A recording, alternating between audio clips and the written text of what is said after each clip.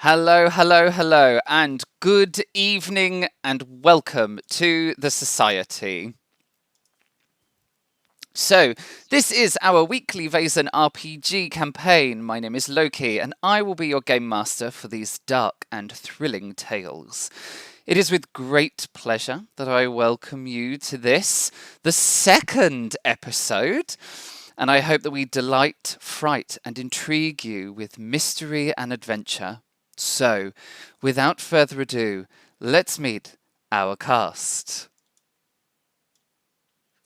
Hi, I am Sarah, and I'm playing Elstrid Jensen, the Forest Ranger.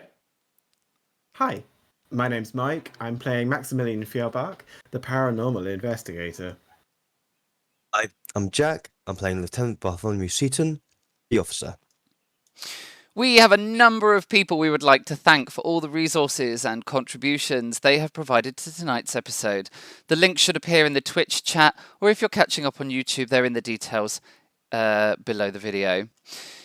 So, pop them in, Twitch person.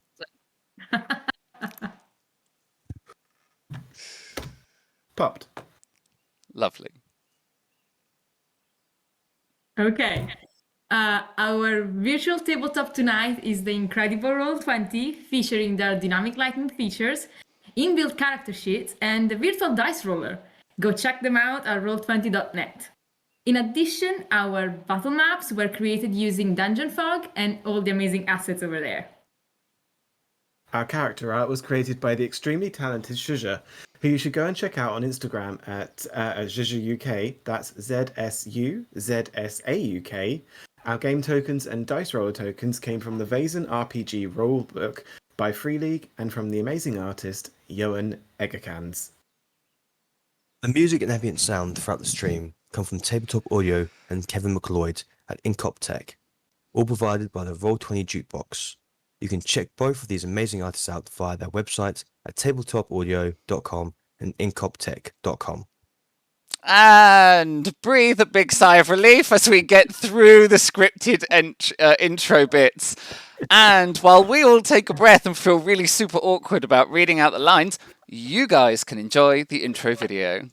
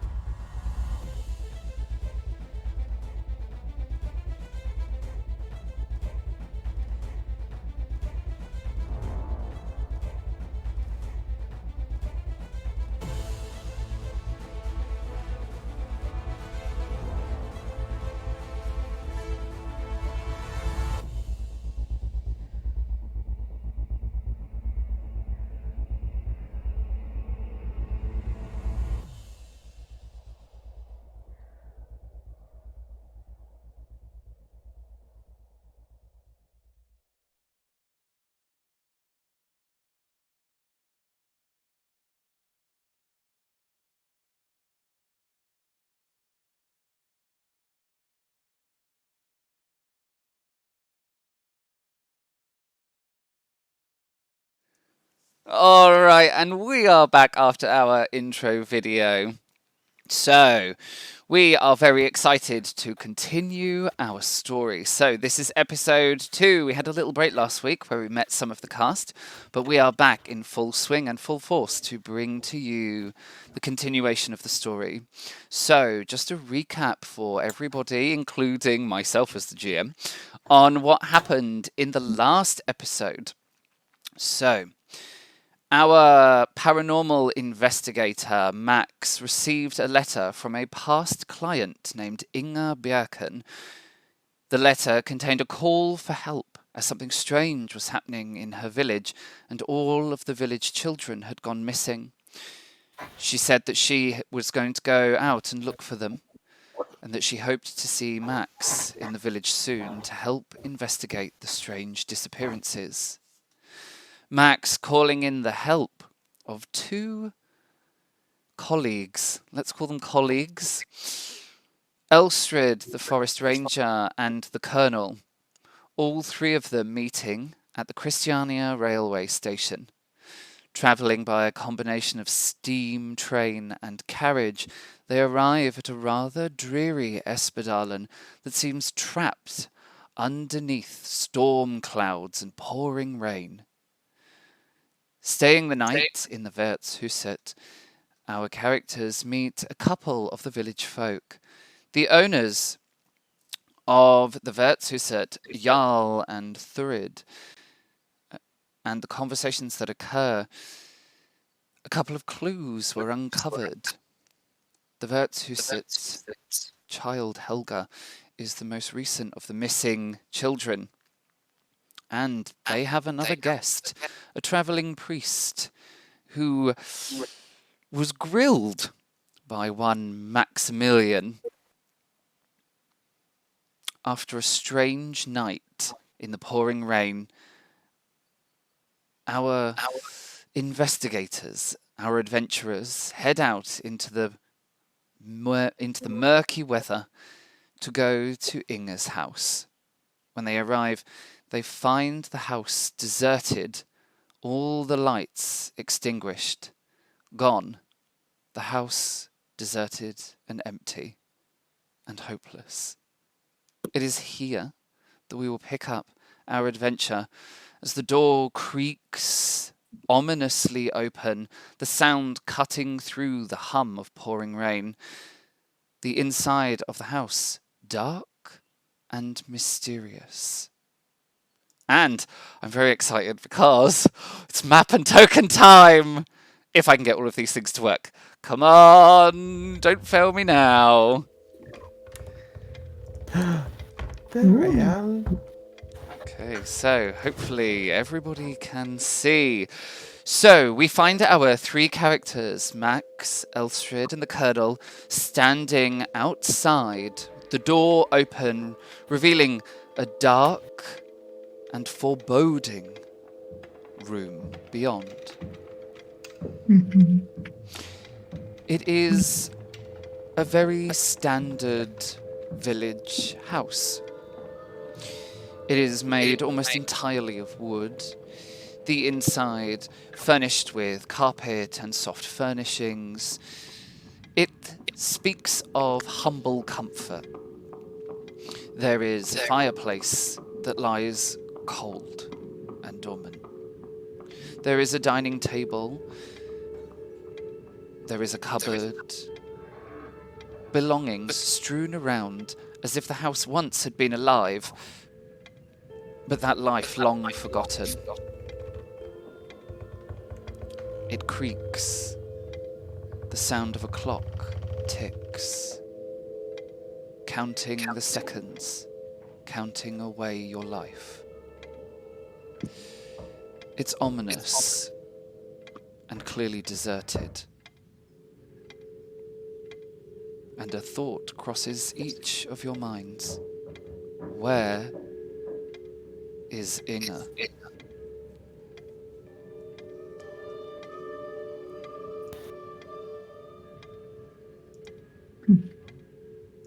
It's raining out as well, isn't it? It is, yes.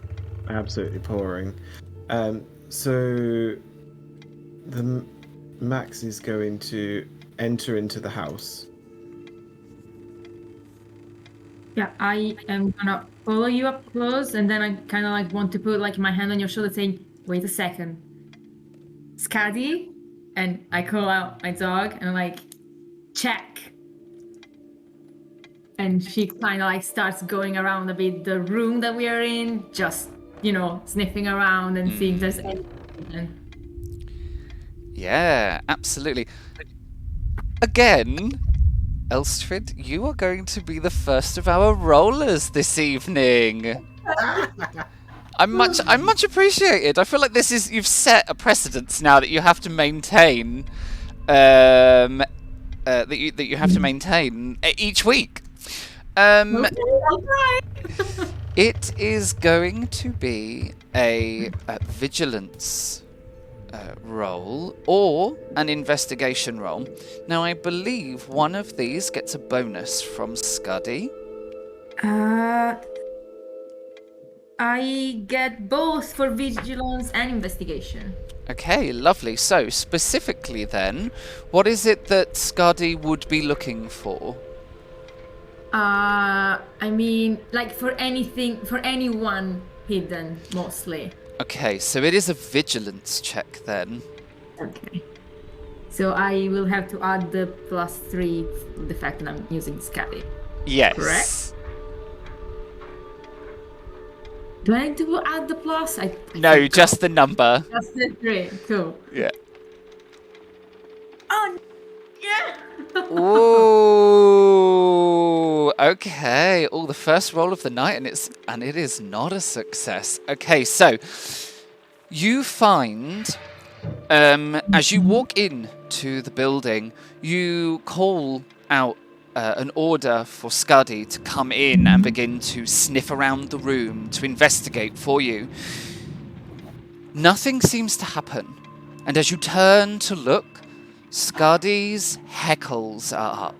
Like she has wrinkled the fur on her back to make it all stand up. And she has an almost sideways stance, trying to make herself look big. And there is a rumbling of a growl. She is clearly afraid or too anxious to come into the building. She stands upon the threshold, sounding a warning. Okay. I think there's something here. And How does it feel? It feels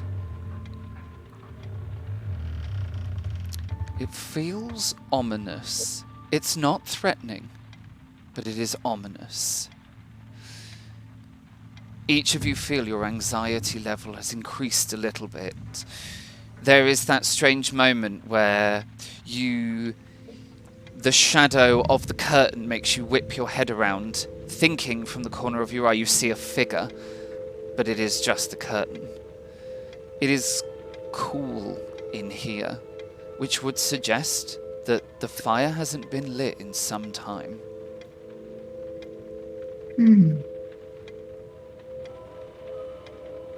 I feel we should progress slowly, so as to not miss anything. I have my Bartholomew sitting as his hand on his, just resting on his saber, feeling uneasy and feeling the comfort of the blade in his hands. To describe the sort of rest of the room, there are 2 windows on your right-hand side, flanking the cold, looming mantelpiece. Opposite the windows, there are 3 doors, and at the very far end of the room, at the opposite side to the front door, there is another door. This room clearly serves a multitude of functions. There is a kitchen area to the right of you, against the wall with the front door. There is a seating area in the very middle and a dining room at the other end. There is a bookcase that functions as not just a place for books to be entombed, but for other ornaments and belongings to lay. There are candles dotted around the room, but everything is cold, and everything speaks of abandonment.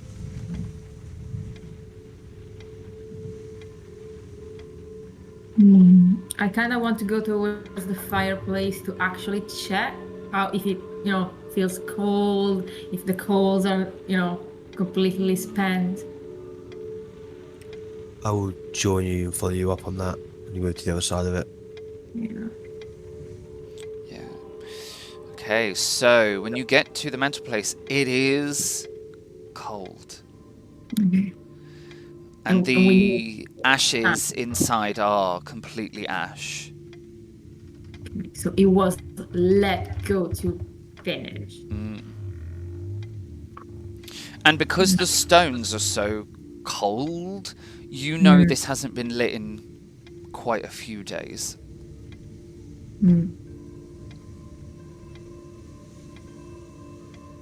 Max is going to try the door that he's standing next to.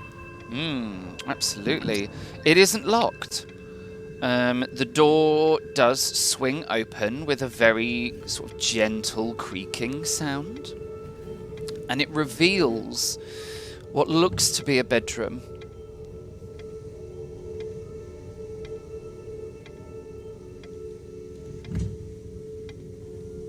Gonna enter in.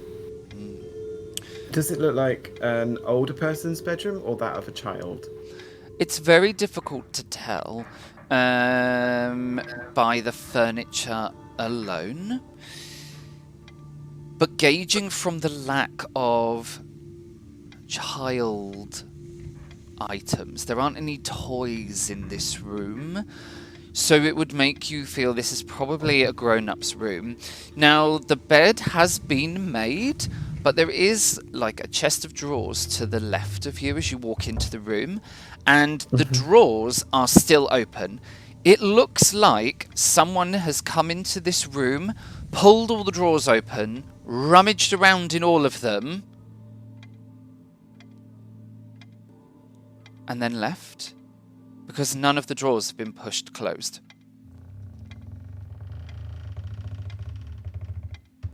Okay.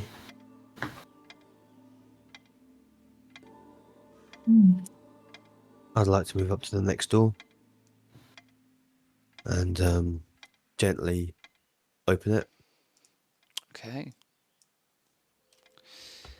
It is another bedroom in the room beyond. Step inside. Now, the chest of drawers in this room is closed, so it does look like it's all been, like, this hasn't been disturbed. Again, the bed is made. This room, on the other hand, does have dotted here and there items that suggest this belongs to a child. There is a little wooden sword and shield. There is a hobby horse. There are some blocks. There is a toy steam train.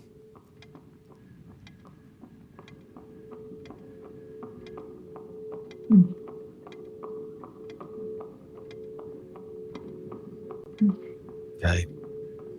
And this room looks undisturbed. What are you saying? So is there like a thin layer of dust on everything, or is it still...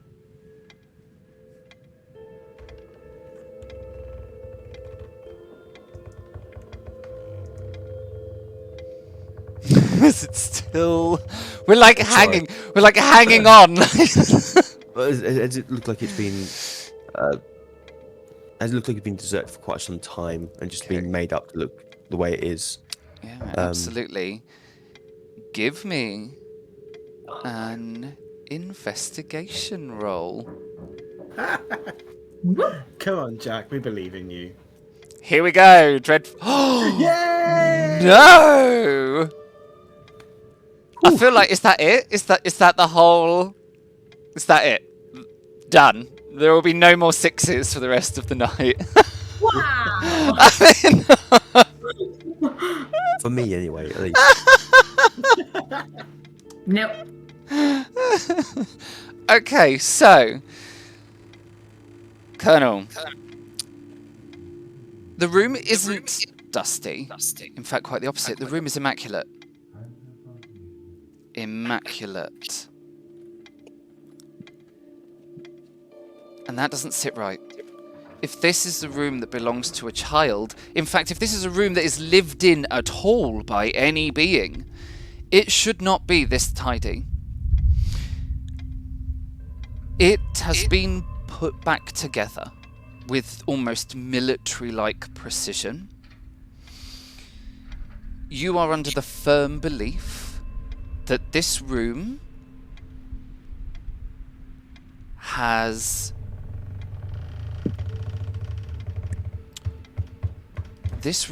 been returned to a state to hide something. Almost as if someone has been in this room, rummaged through everything, and then put everything back to try and hide their presence.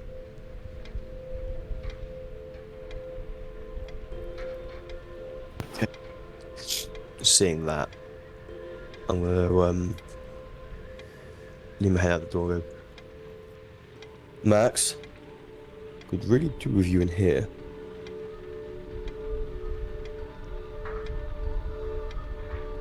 I'm on my way. What is it you require of me? Something don't sit right in this room, Max. It's too clean.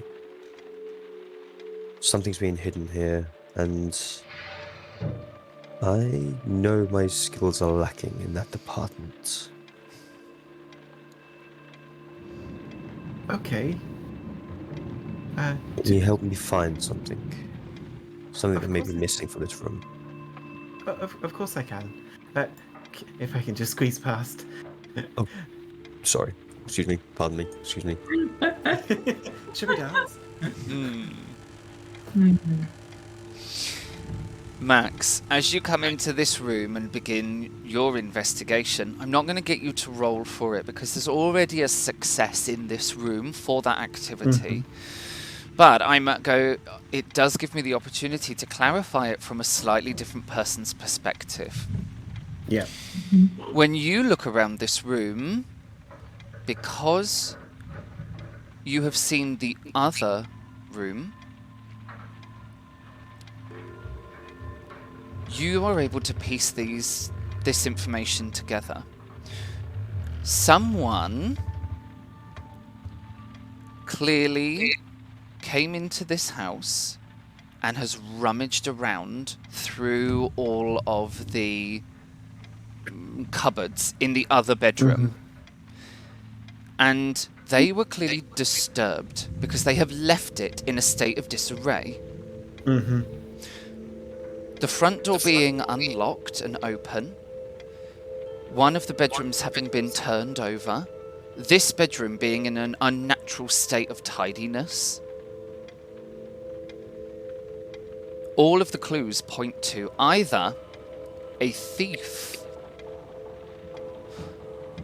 or, more likely, someone else has searched through this house for something. Whether they found it or not, you don't know. What you do know is they were disturbed during their search and left in a hurry. Okie dokie. Colonel, judging by the state in the other room, I would say it might be wise for you to have your big weapon out. Just I reveal room has- and unsheath my big weapon.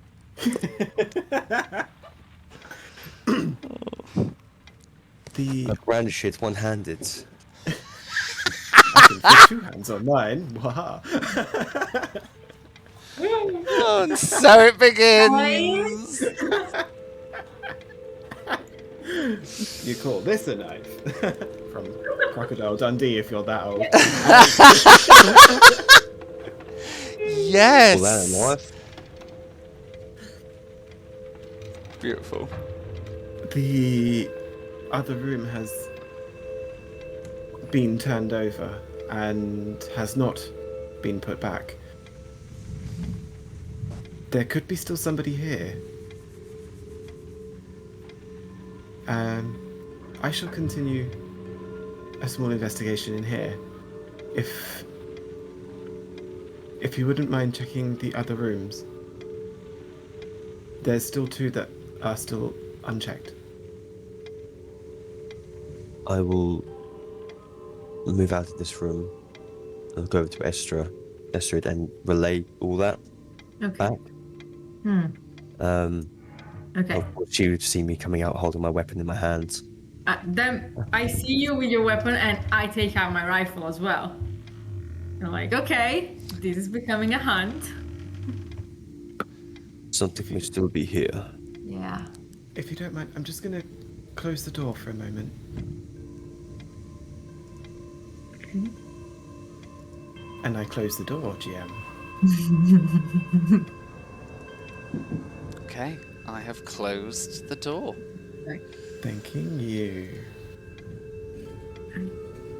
I mean, Elstrid is still a bit on the edge because obviously Cady and her reaction are gonna put Elstrid on the edge. So she's like going very slowly, listening around, trying really to, like this is a house, a wooden house, like it creaks and stuff. So if somebody's making, walking and stepping somewhere, it will be heard.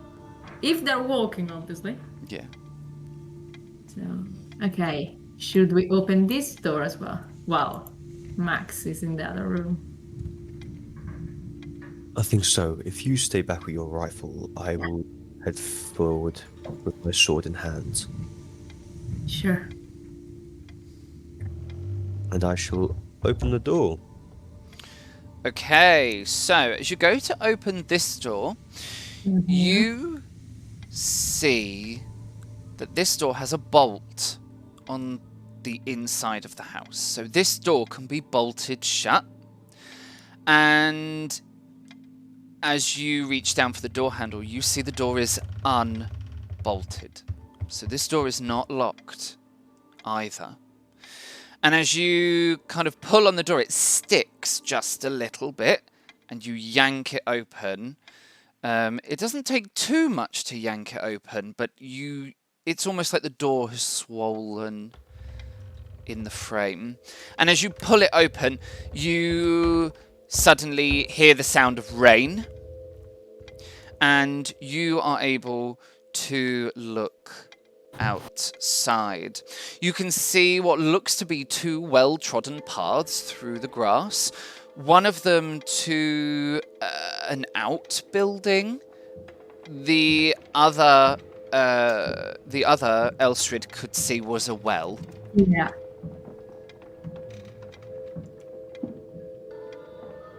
I Okay. can go. So I will step outside. Okay. Do I see any... Actually, I will call Estrid over for this. And go, can you see any tracks? Any fresh footprints? I As am. in- Yeah. I'm gonna check for it because even if it's raining, obviously it means mud. So, Yeah, absolutely. Okay, so I'm gonna. I'll try to whistle. Elstrid certainly knows how to whistle, trying to get Cady to at least walk on the outside perimeter if she doesn't want to come in. Try to get her here as well. yeah, absolutely. So, actually, as you step out, you are immediately able to see that there are this is a very well-trodden path, like the grass has been worn flat with the back, the toing and froing. Yeah. There's two things that you notice, both of you. The first of the things that you notice is the door to this outbuilding stands ajar. It's not closed, it's ajar. You also notice that there are tracks in the mud.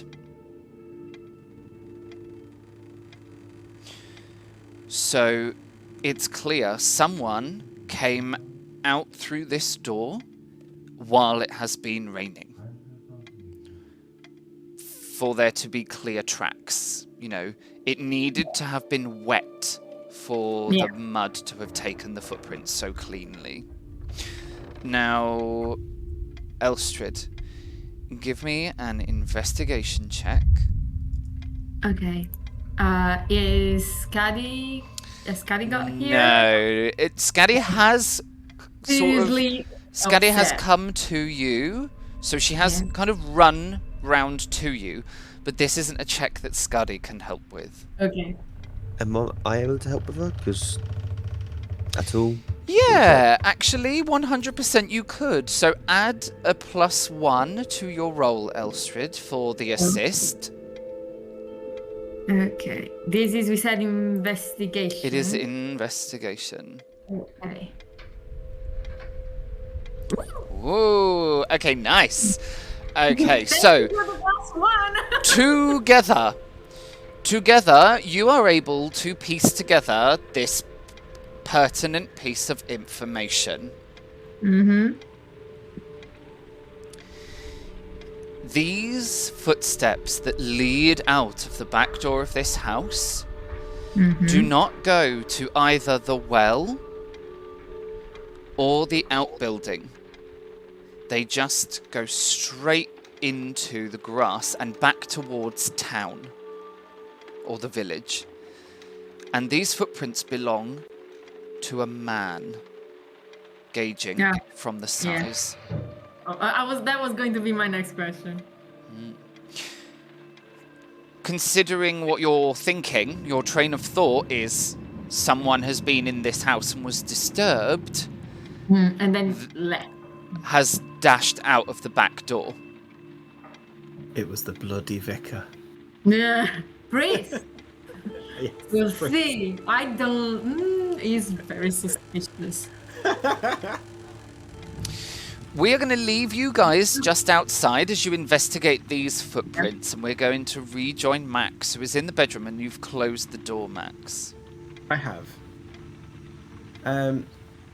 After I hear my companions leave and start searching around, I go into my breast pocket and pull out, it's a palm-sized crystal ball. And I'm going to pop it onto the child's bed because after what happened to his father, I want to see if I'm able to contact him, then I know that he's already passed. But if I can't contact him, then there's still some hope.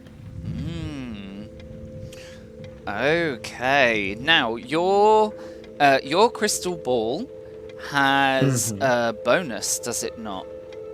It does. It gives me a +1 to observation. Observation. Okay, so give me that observation roll with that +1. You place the crystal ball. You take out a cloth from that pocket as well. It is a black cloth, and it's a very small one. You lay it on the bed, and you place the crystal ball on the cloth. You kneel down in front of the bed, and you gaze into the crystal ball. Now, you make some occult gestures about your person and over the crystal ball, muttering an incantation under your breath.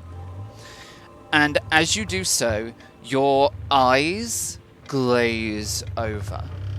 For anyone to walk into this room right now, you would look as if you had died. Your eyes are like completely colourless, lifeless even, glazed over. The spark of life within them is extinguished completely.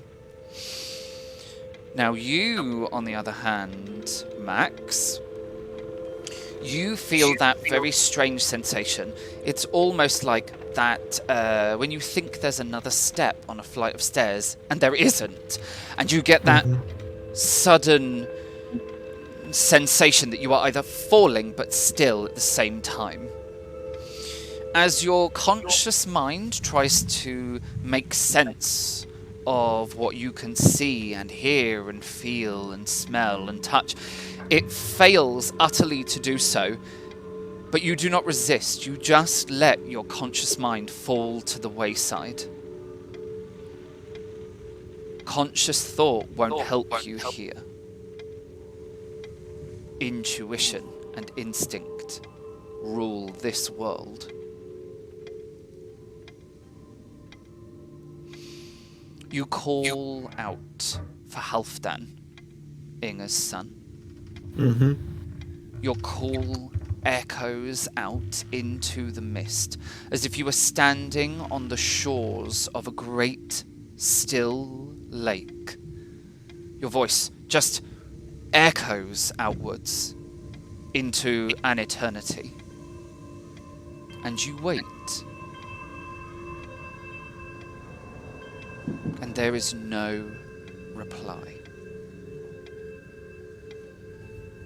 Standing at the very edge between life and death, you sigh in relief. For no reply means that the child is alive. You turn from this liminal border, this place between your soul and the other world that you have reached. And you, with intent, begin to draw your mind back into your body.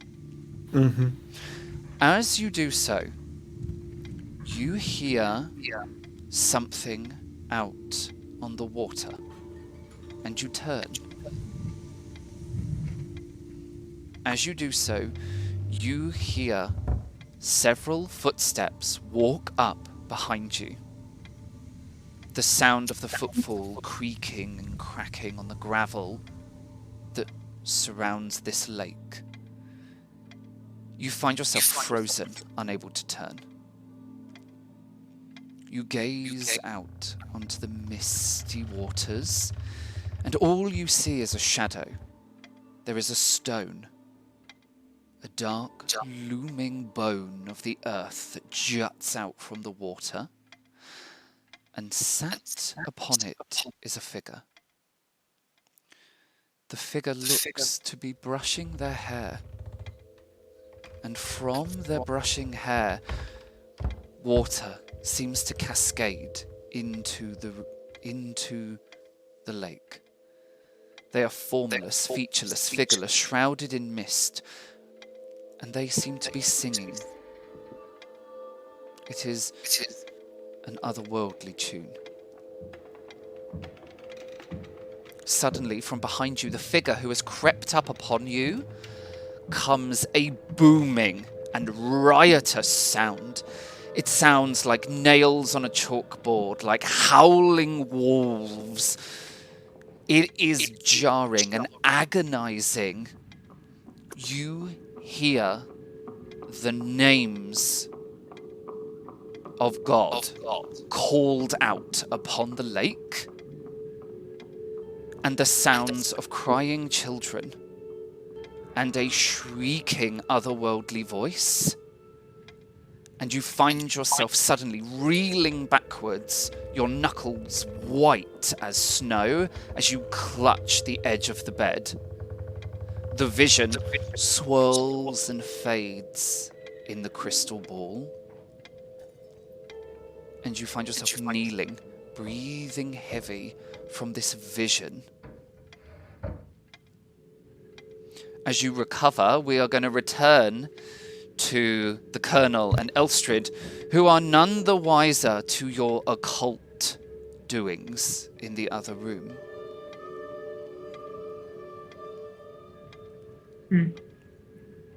Well, even if we see that the tracks lead towards the village, towards the houses, my attention is still on the ajar door of the building outside. So I'm just gonna try to not step on the tracks that we observe, but I kinda want to go and look at the building. And I kinda want to just slightly push the door open. Okay. The room beyond, it's an outhouse. It's an outside bathroom. Okay. There is a toilet and a tin bathtub. Okay. There is no, evidence of anything happening here. Depends what evidence of anything Okay. happening you're expecting in a bathroom. Nothing. Oh. I am sorry. Have you ever seen a horror movie with a background? Now, interestingly, the first thing that you do, Elstrid, is look at the floor. Yeah. If muddy footprints have been made, then if anyone came in here, there would be mud. Yeah. There isn't. Okay.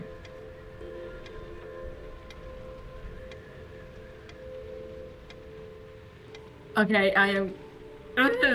I am just gonna want to completely push the door open to check the corners of the room. Okay. There's nothing hiding in the corners. Okay. Of course. The room is empty. Okay. That's. I'm checking the ceiling as well. The ceiling is... As you look up to the ceiling, it doesn't have rafters. Okay. So your Elstridge's shoulders just lower ever so slightly as you relax, knowing that there is not going to be an assailant hiding in the eaves. As your shoulders relax, however, your face frowns and a little bit more tension reappears. For in the ceiling, there is a troll cross. It is very small, it's not tiny, it's not small as mine. This is a troll cross, by the way. That one, the loop. You can't see me, but Nope. chat can. Oh, the joys of technology, where you totally forget your players can't see you. There is a troll cross suspended from a little bit of ribbon hanging in the ceiling. Now, a troll cross is it features in our logo. Okay, so it's like it's the loop. It's the loop symbol with the little spirals at the bottom. Now, you know this. This is a very common sign. It's a very common symbol to see in Scandinavia. It is rumoured, the old wives' tale is that a troll cross will protect you from troll magic, and it will also stop people from talking badly about you behind your back. The useful and the most useful. Now, you know this is an old wives' tale, but undoubtedly there is power in the troll cross. For through your eyes, as a Thursday's child, being able to see into the other world, there is an unmistakable force around the troll cross. Now, you can't see it, but you know it is there. No, sorry, what is around it? A force, a power. Okay. Okay.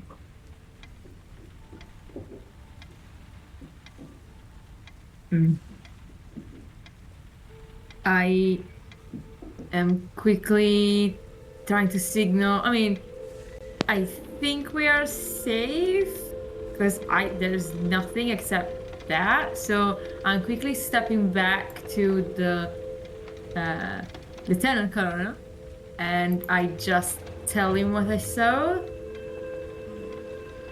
I don't know. I don't think I know if you are a third stage child. So I am just talking about the troll cross. Because again, it's something common. Is it weird that it's in the bathroom? No. But it's telling. It tells you something about Inga. Inga is superstitious. Yeah. I mean, And she clearly believes in the old folklore and the tales, because she has like an old, this is a symbol that drives trolls away and protects you from troll magic. She clearly is a believer in the folklore. yeah. I mean, we kinda know in the village there's only the temple. There is no church. Yeah. So we know that this is more like of an old ways, old religion village. Yeah. So it's not surprising, but telling. That's what you're Yeah, telling it's me. not surprising, but it's telling, yeah. Inga is clearly a believer. Okay, and that's exactly what I tell the lieutenant colonel.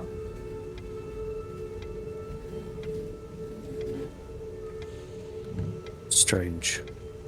Would I know what a Troll's Cross is? Myself? You would have come across them quite quickly in Scandinavia. Interestingly, as well, you would also know that they are forbidden on Norwegian ships. They are considered contraband, and they are forbidden. No one is allowed to bring a troll cross onto a Norwegian ship. The reason for that is the Norwegians believe that there is a small creature that when a ship is finished, when a ship is finished, it gets like a little gnome creature come and lives in it, and sailors are extremely superstitious, so it is super bad luck to upset your little ship gnome.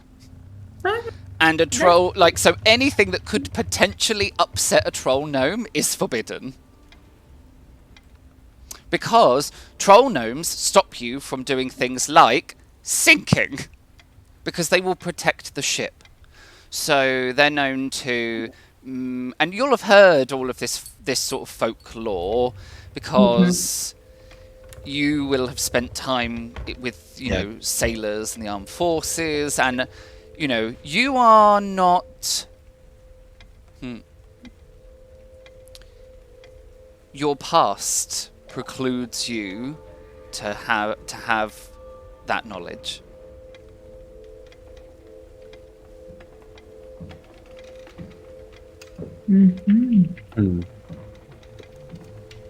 Okay. I feel we need to follow these tracks as much as we can. Yeah. Maybe we should wait for Max first. Also, there is still another room in the house that we haven't checked.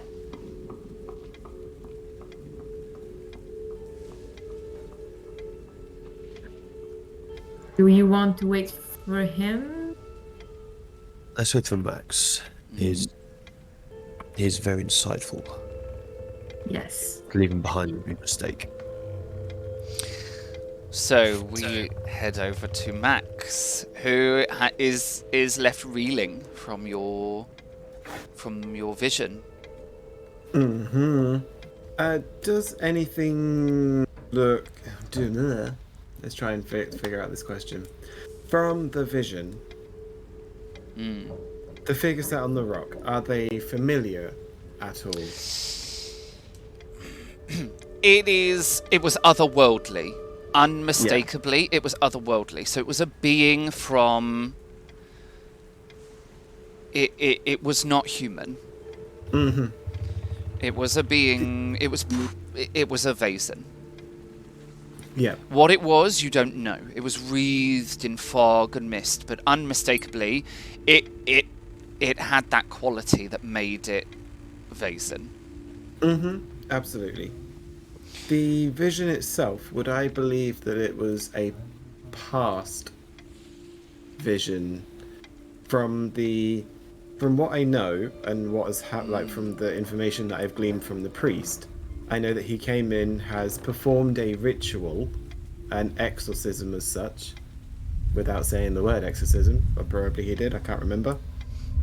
And then hearing the shouting of the names of God, would I believe that that is a past vision, and I'm seeing what happened when he did that.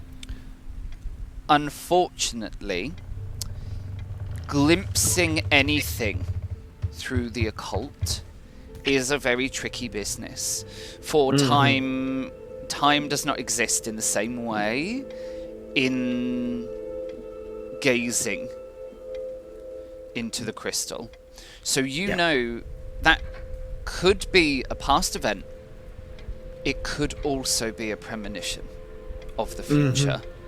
You just don't know. Yeah. Not a problem.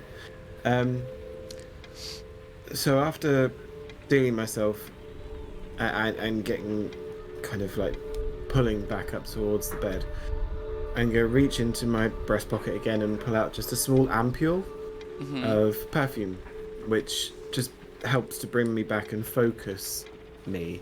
It's not smelling salts, it is an actual perfume.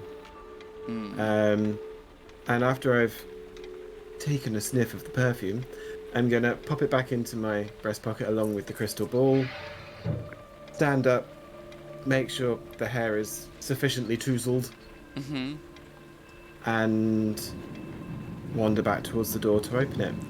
Okay.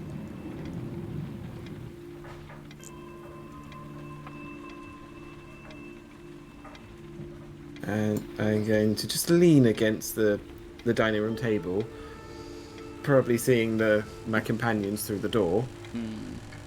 I'm just going to say, from what I can conclude, I believe the children are still alive. And thus, our job has become more urgent.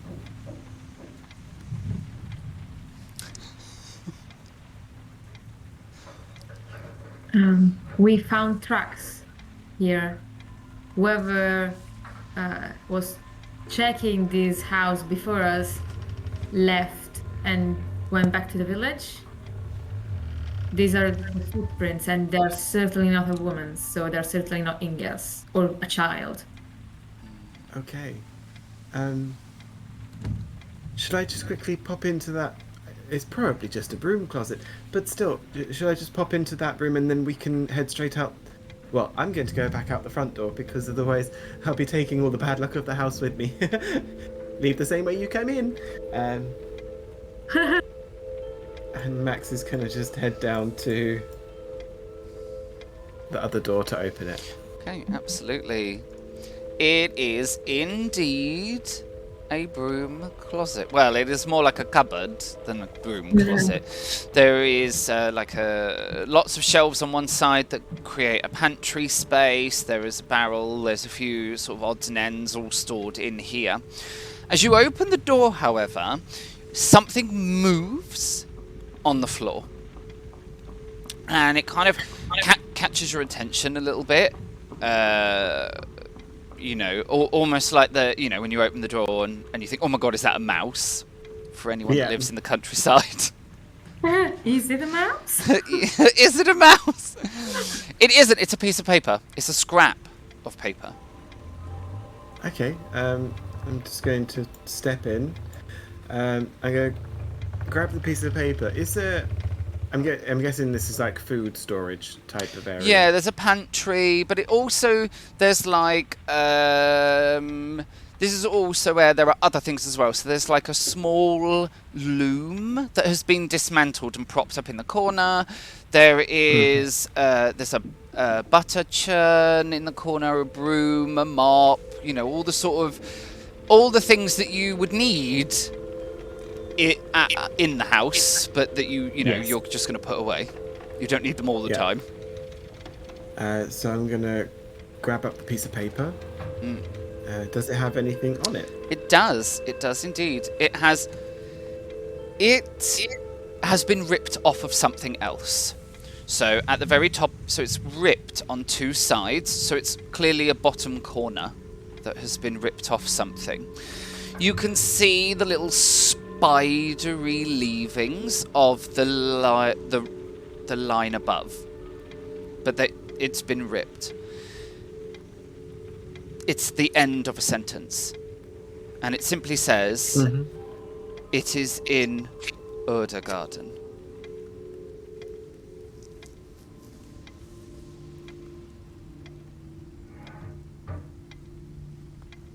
Okie dokie. So I'm going to come back out holding the piece of paper. Going to walk up to the door. Tell my companions about the piece of paper. But there was this inside of the it was a broom closet. It's ripped though. It seems to be the end of a passage. Is it handwritten or is it? It is typed? handwritten. It's handwritten. Whoever was writing this, they've written, "It is in Garden." Does the handwriting look familiar? Because obviously we saw the message that Max showed us about from Inga. It is not Inga's handwriting. Okay.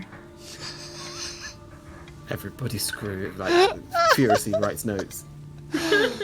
I feel like this episode is just going to be a mashup of It's a Clue faces. I'm going to just do a little mashup of all of you people being like, oh, a clue, write it down. A clue, write it down. Absolutely. Max is then going to. I'm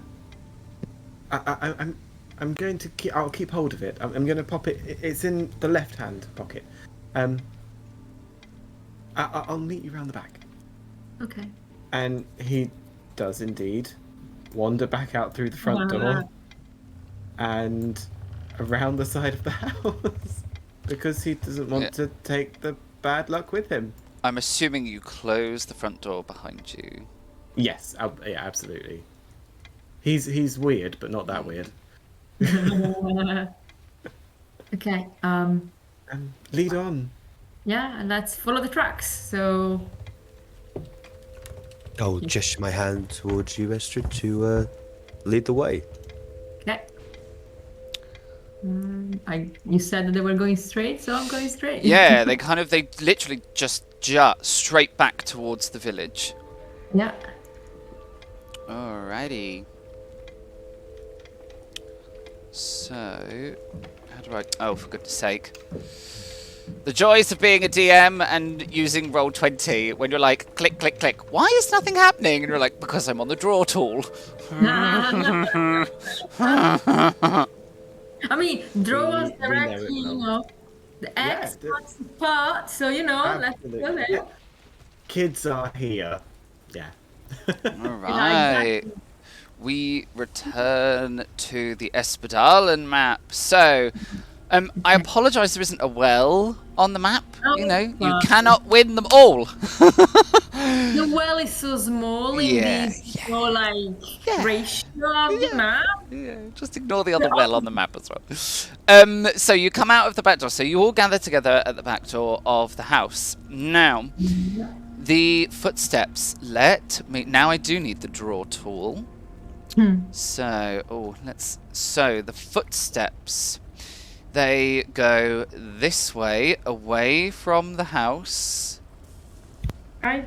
Hang on. Okay. I don't think I've finished. Ta-da! Okay. They go that way, away from the house,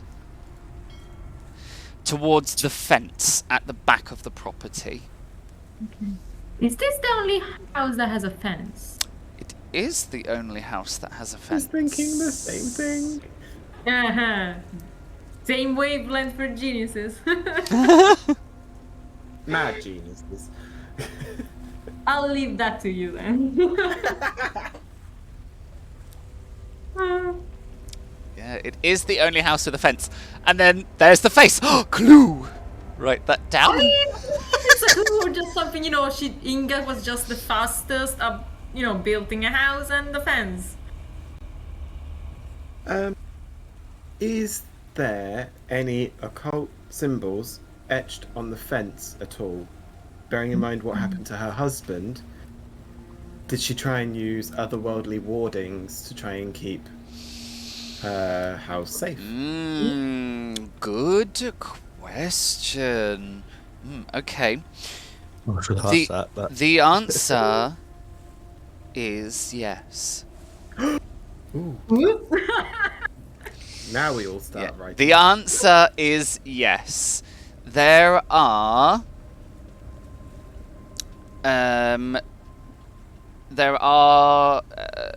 symbols notched in to the fence. There are symbols notched in to the wood.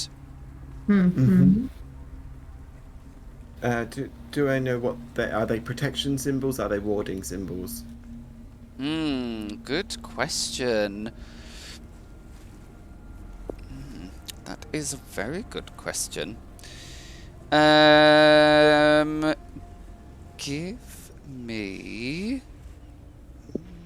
Give me a learning check.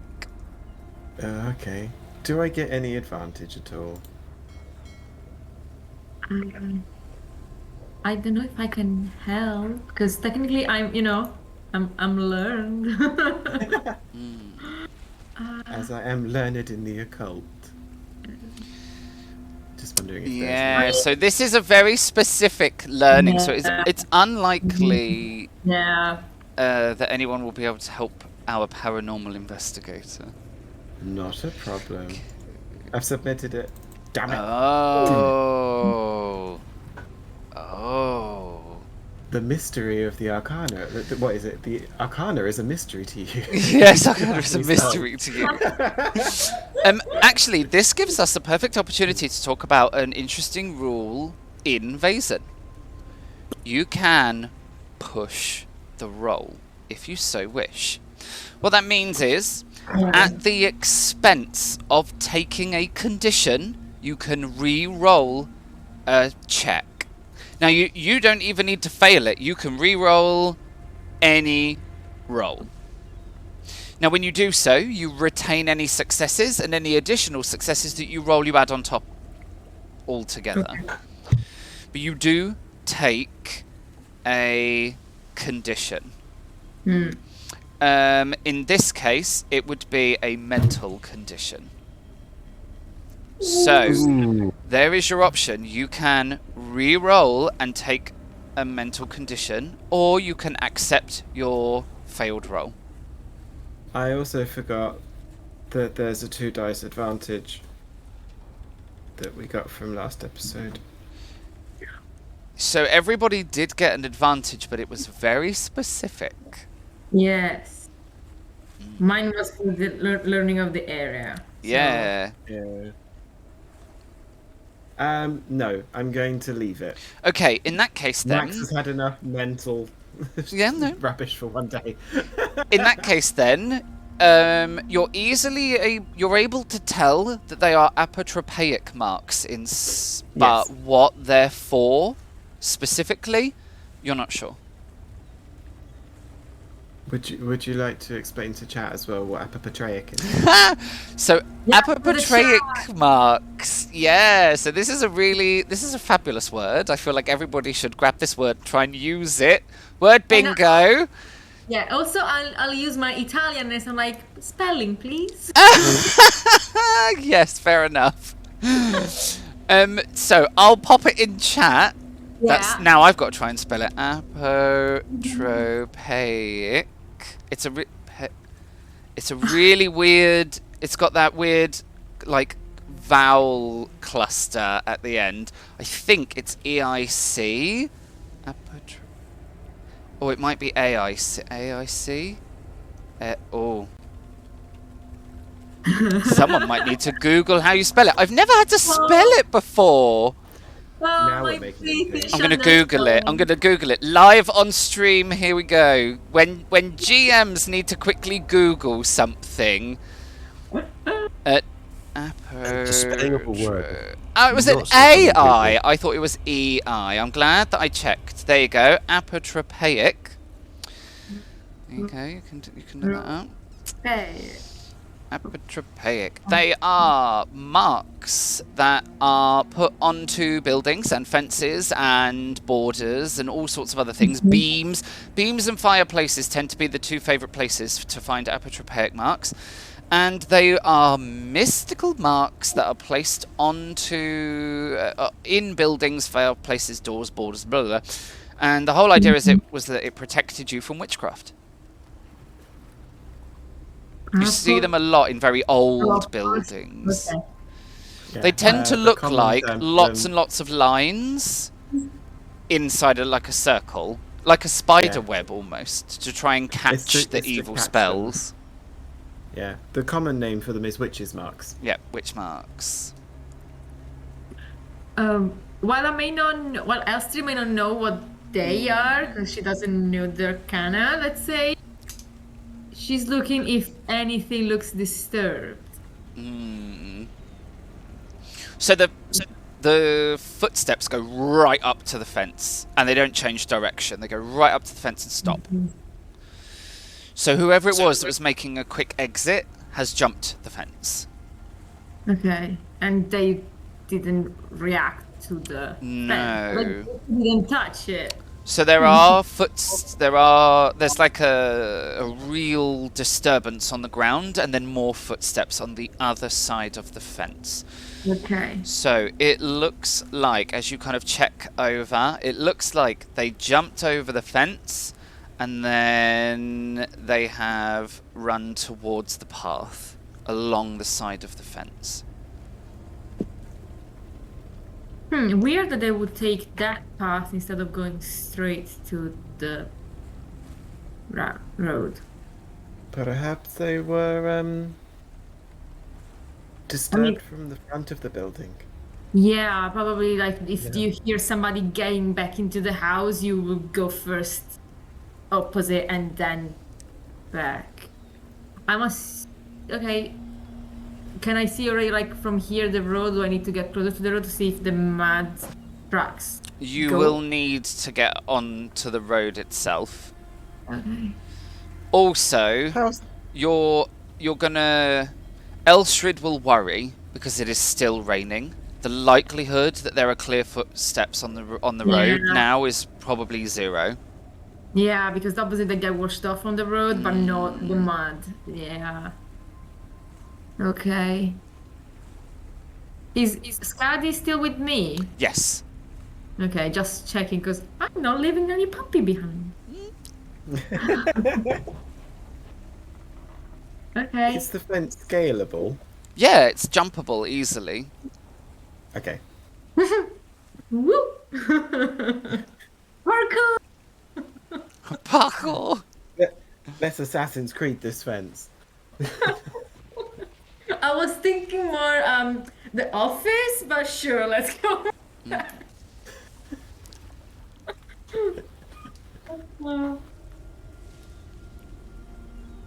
Okay, yeah. I want to keep on following the track, so as much as we can. Yeah. When it reaches the road, there is like a spilling of mud onto the road, but it blurs into the water. GM, Yep. the mini map doesn't show us moving across it on your stream, just to let you know, because you need to move the big map. Oh!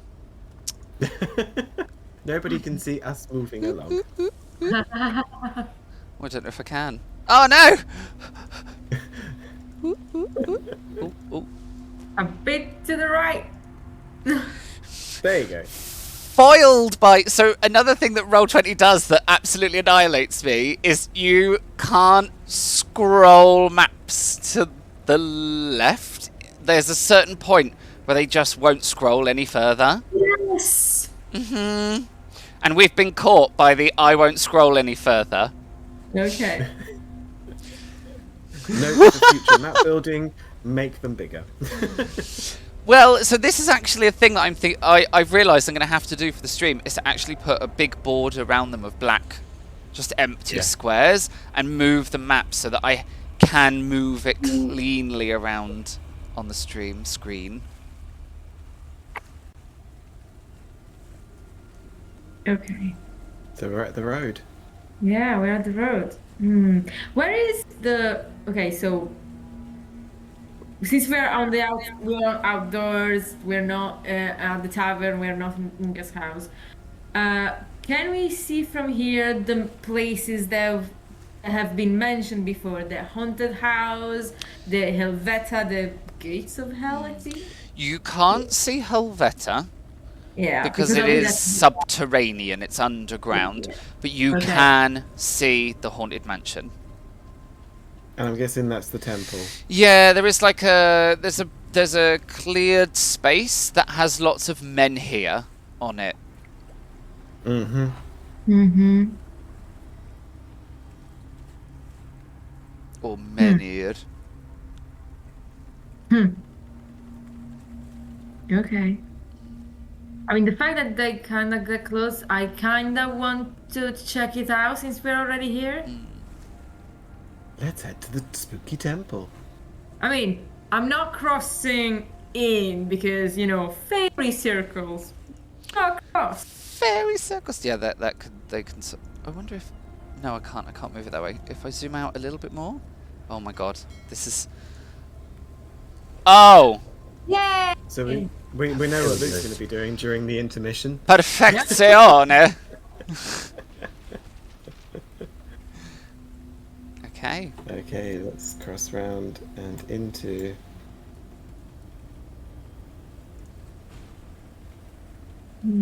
Max will enter the temple. Yeah, so it's less of an actual like entering anything. It's not a building. Yeah. It's a There is space.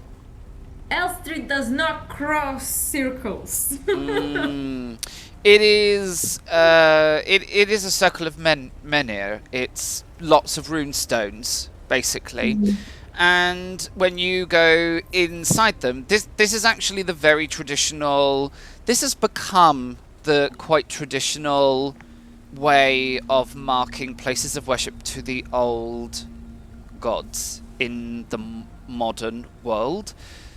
There is a very noticeable absence of the modern world within them. Practitioners of the faith have tried to keep this link to their ancestors, to their history. And so they mark these places of worship, often out in the wilderness or out in the wild, very much like at the edges of the town, close to water, in the woods, at the base of the mountain. They're always somewhere close to nature in some way. And they are combinations of menhir and rune stones. It's quite traditional for there to be a circle of rune stones upon which depictions of the gods are carved, along with runic text, whether it come from the sagas, the Eddas, or from the actual folk religion that has survived and been passed down and down and down and down. So it's more like a meeting space, a clearing, a meeting place. And there is no, there's no like leader. There's no like leader of the faith. People gather and worship together. There's no like very specific religious leader. Very often a village might have a Zeta or a Volva or someone that they look to for religious guidance. But that all depends on the size of the village, the town, how traditional they are. Because there's no, unlike the Christian faith, where there is a very specific format in which worship takes place, this does not have that. It's just loose. Very often communities decide, although there is lots of shared imagery and practices and things.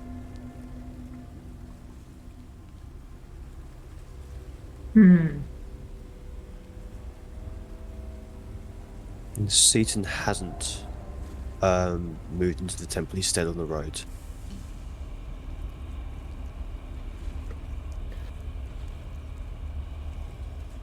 The water behind me, it's not the same water that I saw in the vision at all, is it? It is.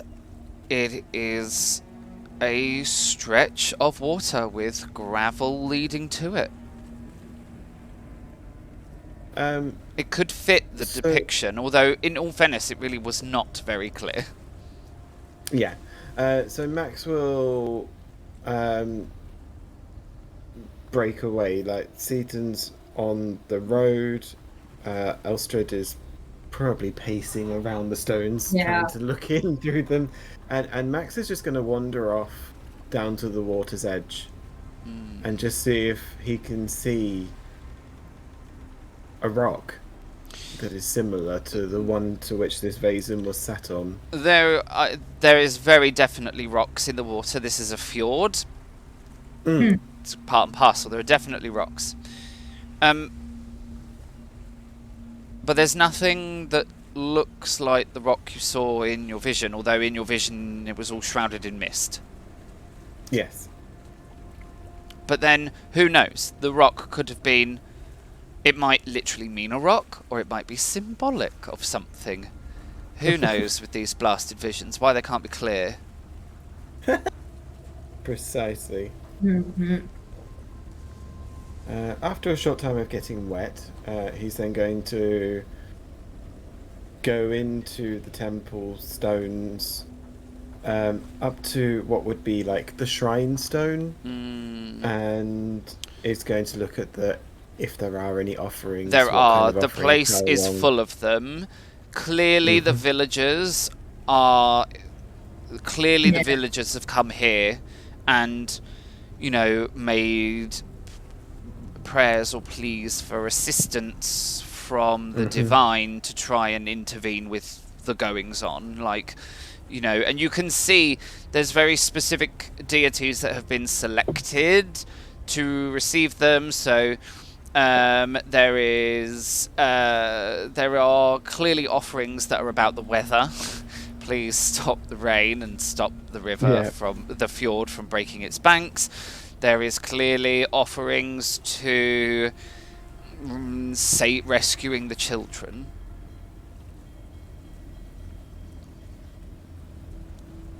Absolutely. And they're quite new, like they're clearly quite new. There are other offerings as well, like you can see that the blood has been done this year, but that was, that's quite some time ago now. There, you're in the middle of summer, so there's offerings to, deities for agriculture and things, but the focus is undoubtedly about the current situation. Absolutely.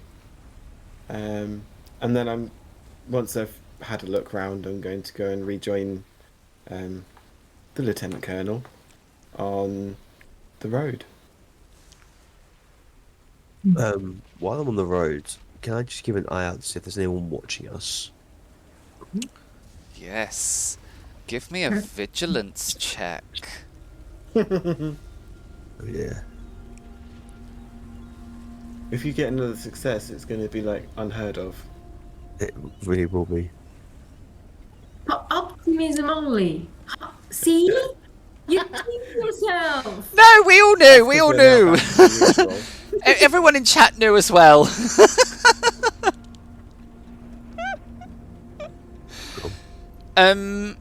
No. You don't notice if anyone is watching you.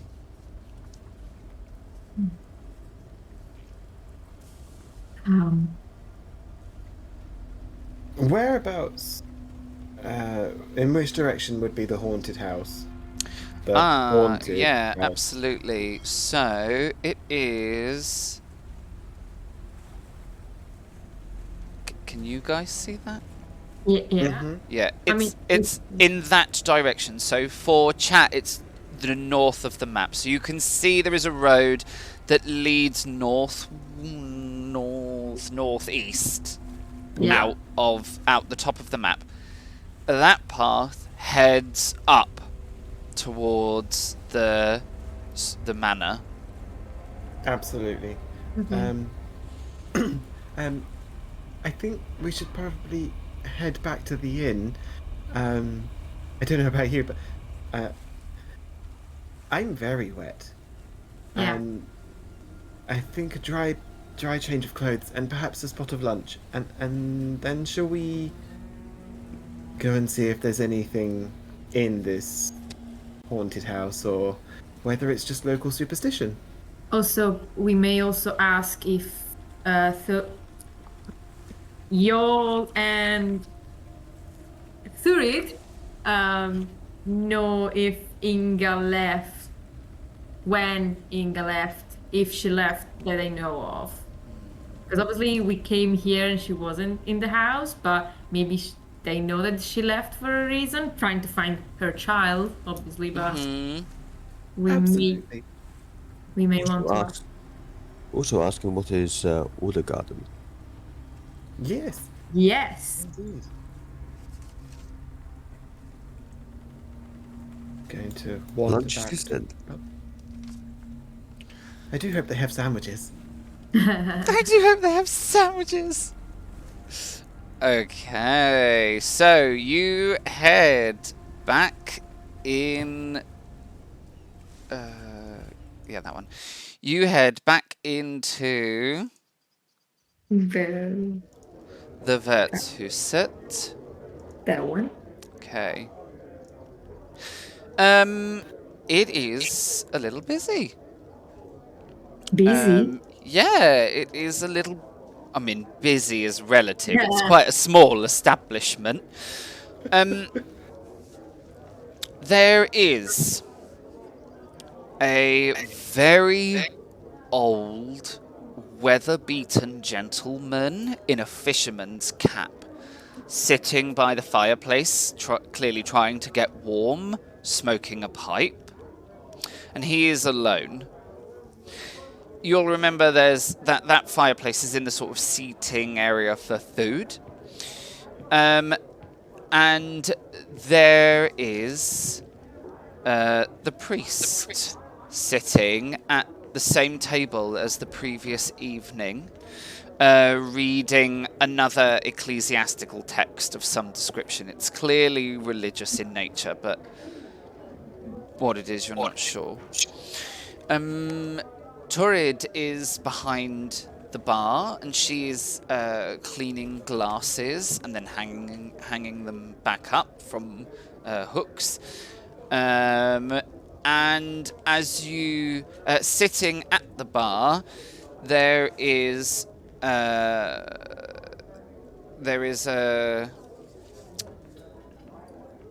another Viking of a man, and he is talking to Thurid.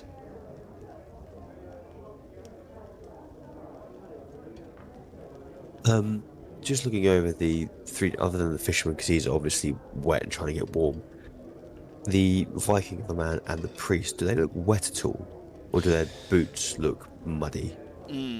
So, the priest doesn't look wet at all. He doesn't look like he's gone outside at all. The Viking of a man, he is wet, but not soaking. So, it stands to reason he has been here enough time to begin drying.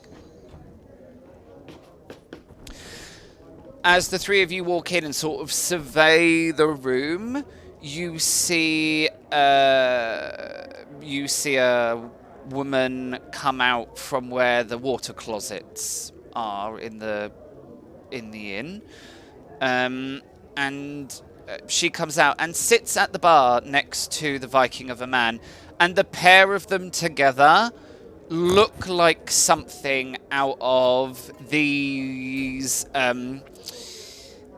very modern, quite ghastly romance novels that are seemingly always about a great Viking warrior and his shield maiden and the adventures that they have. Like, they look like they may have posed for the front of one of these ghastly novels that has started to become quite fashionable in cities.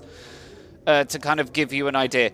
Now, they're both wearing just village clothes. They're not, she's not, they haven't bought spear and shield to the Wirtshuset, but it kind of gives you an idea of the look of them. And with Thurid behind the bar, they're a trio. These are quite clearly the this is clearly mountain folk. You know, Wow. central Norway mountain folk.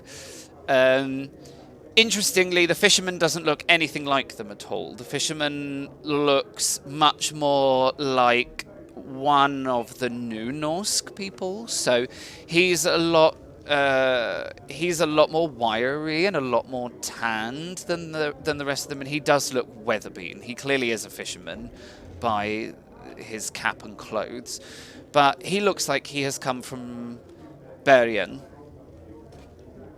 So the coast, the real western coast of Norway. So yes, you've got this man and the woman talking to Thurid at the bar, the priest and the fisherman by the fire, smoking his pipe.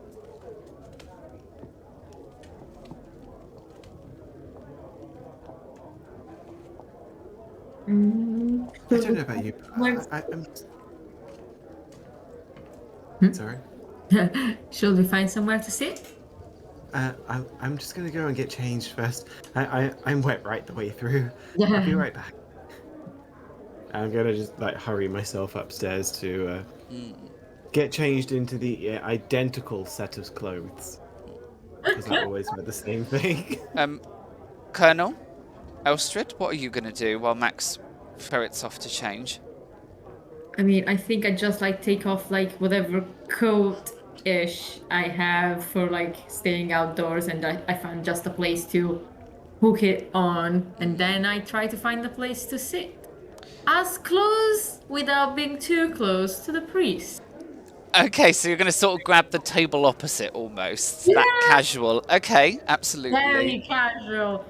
Elstrid is so casual. Colonel? Yeah, he's going to hang his cut up as well and do exactly the same thing and follow Estrid to a table. Should we go to 2 different tables and just, lock him in? No, that looks suspicious. Yeah. Okay, so you go to sit. You just grab one of these tables and sit. Yeah, I'm just gonna wave to Thurid. After all, she knows us at this point. Yeah, absolutely. And she does give a little wave. And you notice the 2 other patrons sat at the bar, this man and this woman, both turn to look at who Turid is waving at, and then they, sort of seeing you, they turn back and continue their conversation. Now, as you walk in, the conversation they're having at the bar, Yeah. they're clearly trying to have it in a way no one else can hear. And they're not even really trying to hide it. They're clear, like they're leaning across the bar and talking closely together. The fisherman is minding his own business, smoking this pipe. And the priest is sitting reading this ecclesiastical text. Now, both of you are paying attention to the priest, so you notice every now and then the priest kind of glances over at the fisherman and then back at the book, glances over at the bar, back at the book, and it is a significant amount of time between pages being turned.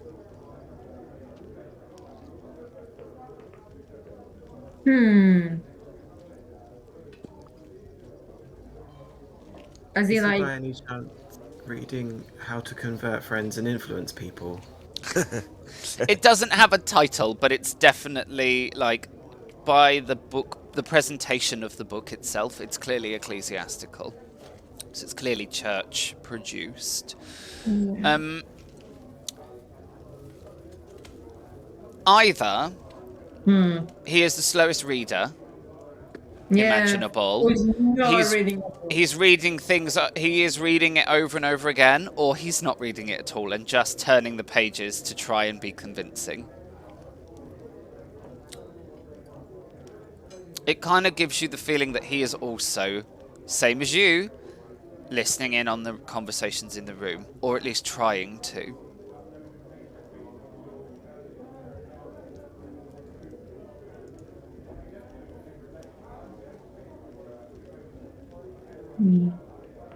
Well, I haven't really talked to the priest. I only saw Max talking, so I cannot go and start a conversation.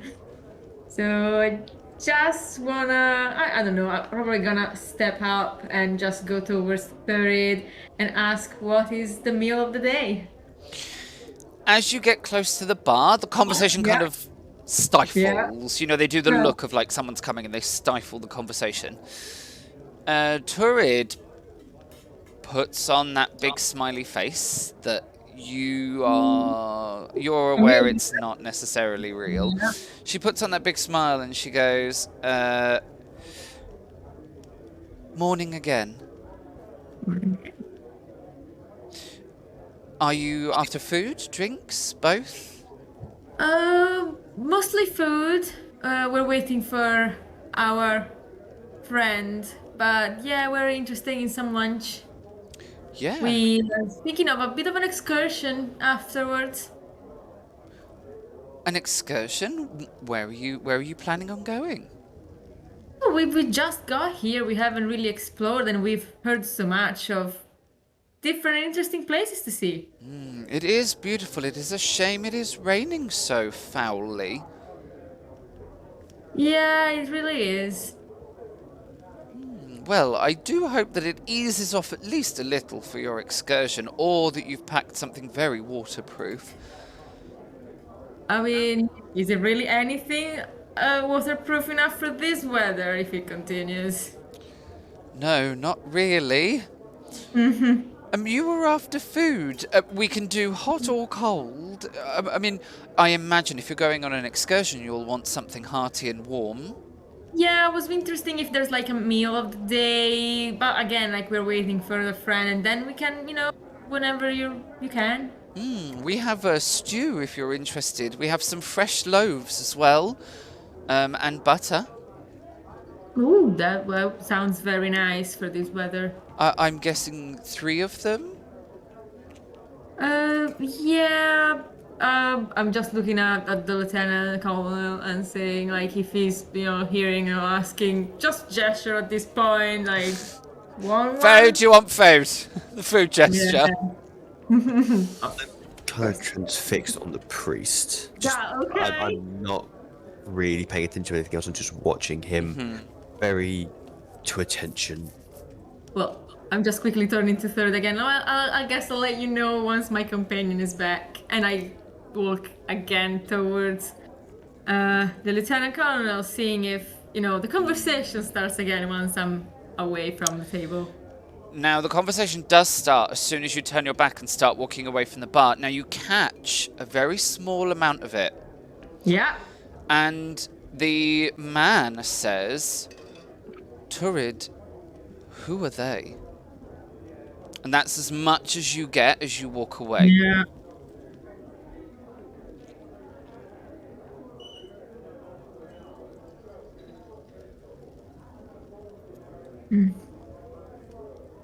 Probably about this point, Max will kind of just float back into the room, dressed identically as he was before, just dry. Absolutely, and this time he has a cape.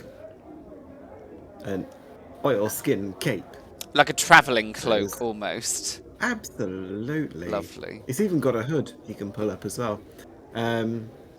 He's left his wet clothes hanging in the room, kind of just across like wires and bits like that. And he comes down into the room, kind of swishes the cloak back a bit to reveal the same clothes underneath.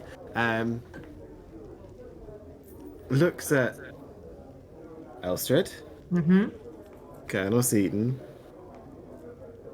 Elstrad, Colonel Seaton, Elstrad, priest, and just goes and sits with the priest. Okay. You're the best. Just pulls up, just literally pulls the chair out, turns it around, and plonks himself on it, and almost like this, and just. Now the priest stays very calm, doesn't even look at you, and sort of turns a page in a book. There is like a little... He leaves you hanging to see if you will say something first.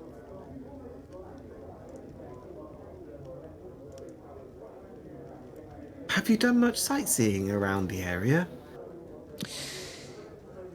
He sort of lowers the book and closes it. You see he leaves his thumb in the book as he closes it, as if he's saving the page. And he says, "Ah, my child, it is lovely to see you again. No, I haven't done much sightseeing, if I'm honest, but that is not the reason I am here. I am on mission."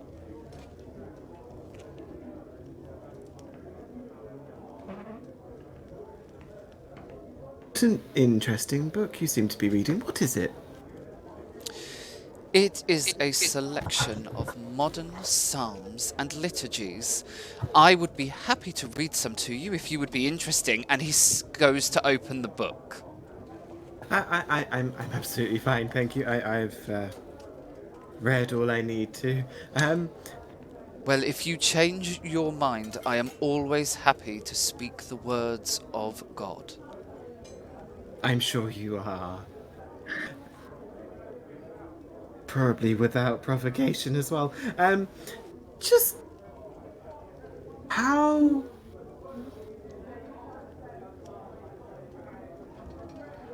often do you read these books? Do you not know them off by heart now? Or did you bring a suitcase full? I'm just wondering, as I'm also a learned person myself. I try to always commit them to memory if I can. Yes. It is a combination of many things. I find that by reading the words of the Lord, I am able to better understand myself and draw my connection closer to our one true Saviour. No matter how many times I read these texts, I always feel a sense of enlightenment from them. It's nice. I forgot to get your name. I'm Max, It but you is can call me Maximilian. It is a pleasure to meet you, Maximilian. My name is Father Westergaard, but you can call me Knut.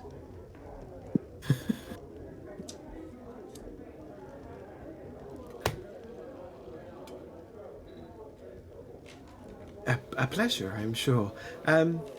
Look, A pleasure indeed.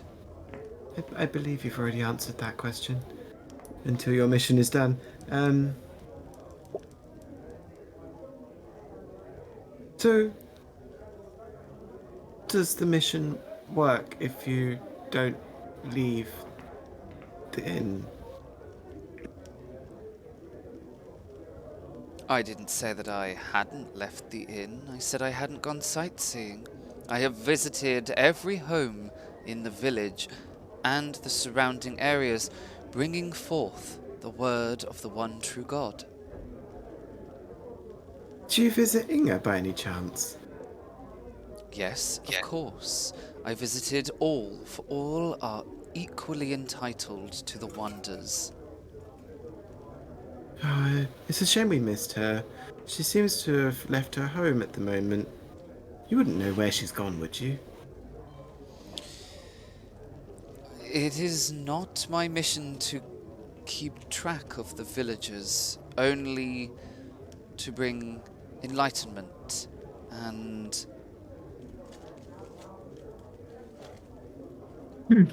really to save each of their souls by bringing them into the light of the Lord. That's nice. If you visited all of the homes, and all of the homes have names, I wonder, have you come across a house that bears the name Erdegarden by any chance? I have indeed visited the manor house, but there is nobody there. There is no point preaching to silence.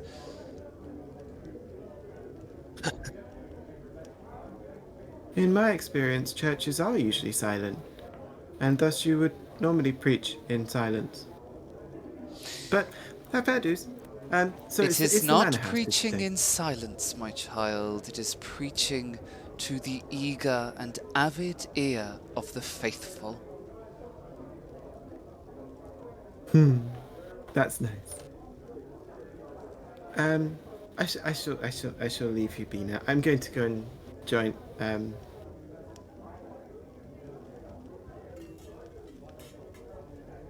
Has Elstrid got food yet? No, because Elstrid's been waiting for you guys. Fair I dues. am right. I'm gonna join Colonel Seaton. I'm gonna join my friend now. Well, blessings be upon you.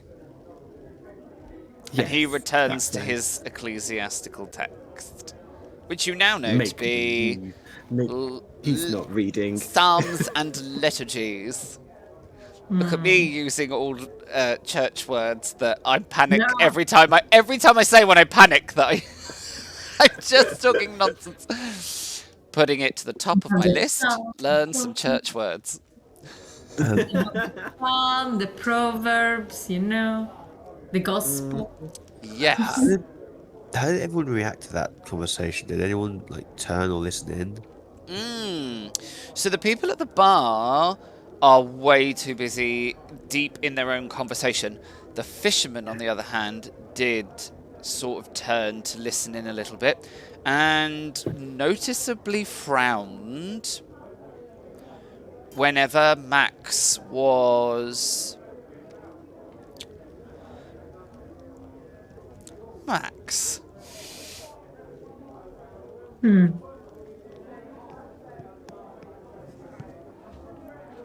Obviously not a follower of the old ways.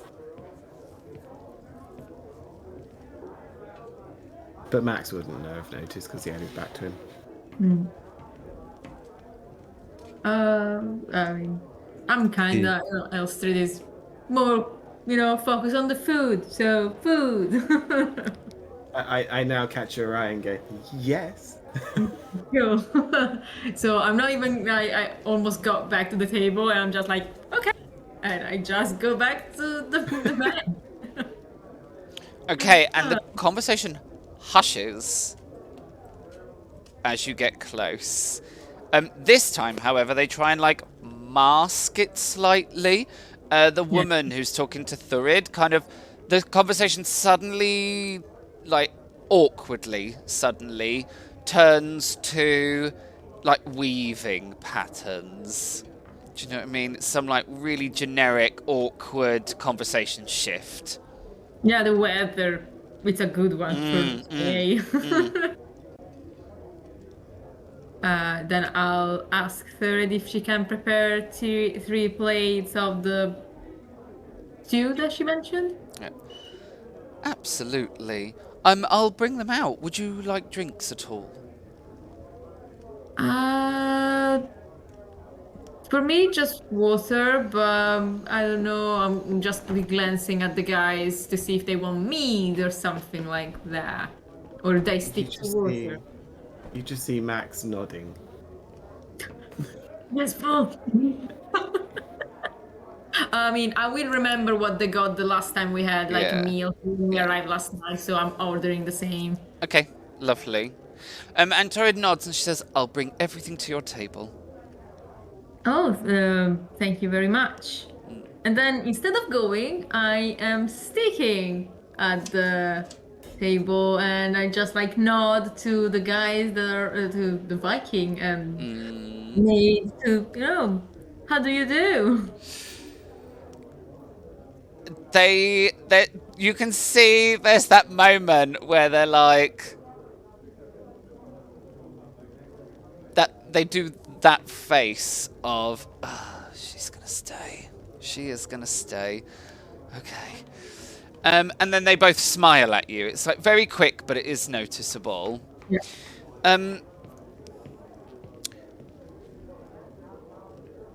The man says to you,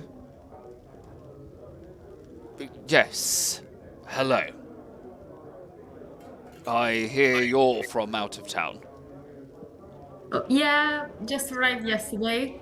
What about you? You instead are from around? Yes, I live in the house just up the road. Tor's the name. Elstrid? Lovely to meet you. What brings you to our village? I'm helping out a friend. He had some errands to do in the town. I don't know if Thurid kinda knows our story. I saw you talking to her. And he turns and looks at Thurid, and Thurid, who is mid making drinks, smiles, and you can see there's now awkwardness. There's that little bit of awkwardness of like she clearly realizes that they've been kind of caught gossing about you. And she smiles and she says to Tor,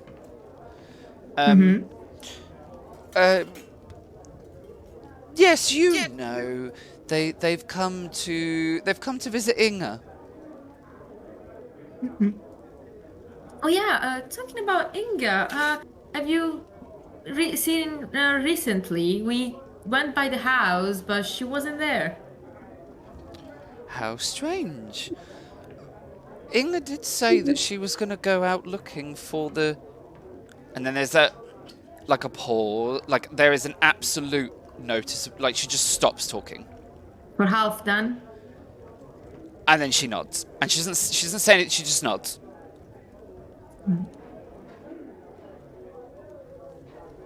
Tor turns to you and says, you said Inga isn't at our house? Yeah. How strange. I hope she's okay. Maybe we should go and check that she hasn't... that nothing ill has befallen her. She has left, I think, at least a few days. There was no trace of anybody leaving the house. We checked from the windows. No sign of anybody.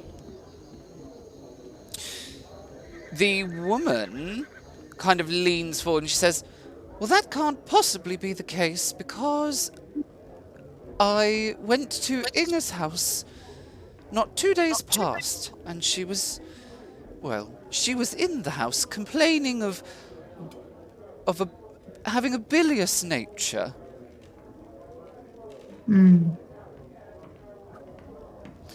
Now that doesn't add up for you, Elstrid. That 2 days past, that would mean not yesterday, maybe the day before.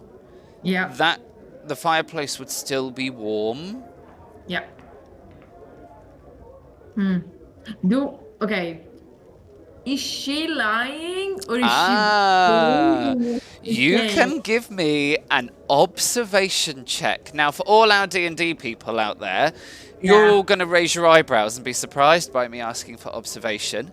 In Vaesen, observation is specifically about observing people's behavior and mannerisms and the way that they move and the way that they speak. It is the equivalent to an insight check. Vigilance takes the place of the kind of perception-y observation roles. Okay. Observation it is.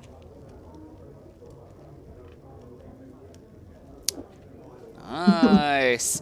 She is not deceiving you. She is telling you the truth. Or at least the truth she believes what she says is true. And you talked to her, you said. Well, not very much. I knocked on the door to go and have a chat and catch up, and... well, she was quite unwell. She said so through the door, and then I left. Did she sound ill? Yes, Maybe. quite. This is why I left. I didn't want to keep the poor woman up any longer. Of course, that was probably the best. Oh well, I guess we can always go and check on her again. After all, we are friends, or at least she's a friend of a friend. And Tor says, but you say she's missing. Yeah, but again, maybe if she was sick, she just didn't hear us knocking on the door. I see. Yes, of course. If she is ill, she may... You had me worried there that she was missing. Oh, that was no. What I was trying to do. Sorry for the worry. I'm looking at the faces, but I'm also looking at Thurids, if she's still like around, if I see her. Yeah, Like... so all of them... There is nothing suspicious on any of their faces at all. Okay. Well, I'll just nod to my new friends, and just like go back to the table to report what I said. But again, if Elstrid talks anything like Sarah, probably everybody in the room heard anyway. Yeah, absolutely. It's Jarl that brings the food out, by the way. So Jarl brings the stew out and pops it on the table for you all, and he says, if you need anything else, you just let me know, okay? Thank you. Will do. Elstrid, Yep. the conversation you just had, Yep. did we get I don't know her name. Oh, yeah, only Thor introduced himself. Tor's companion. She said that Inga spoke to her through the door. Yep. I wonder if she actually saw Inga. That's what I thought. Or if she spoke from behind the door, because there is no glass in the door. Yeah, I'm assuming that wasn't Inga. I'm assuming that was the disturbance that let whoever was in the house leave. I know that this is just a big assumption, obviously, on my part, but it would kinda check out with what we know so far. We know that Inga or whoever hasn't lived in that house for the past 2 days. The house was too cold for anybody living, particularly if feeling sick. You wouldn't want the house to go cold. What do you think, Colonel? As you turn to the Colonel to ask him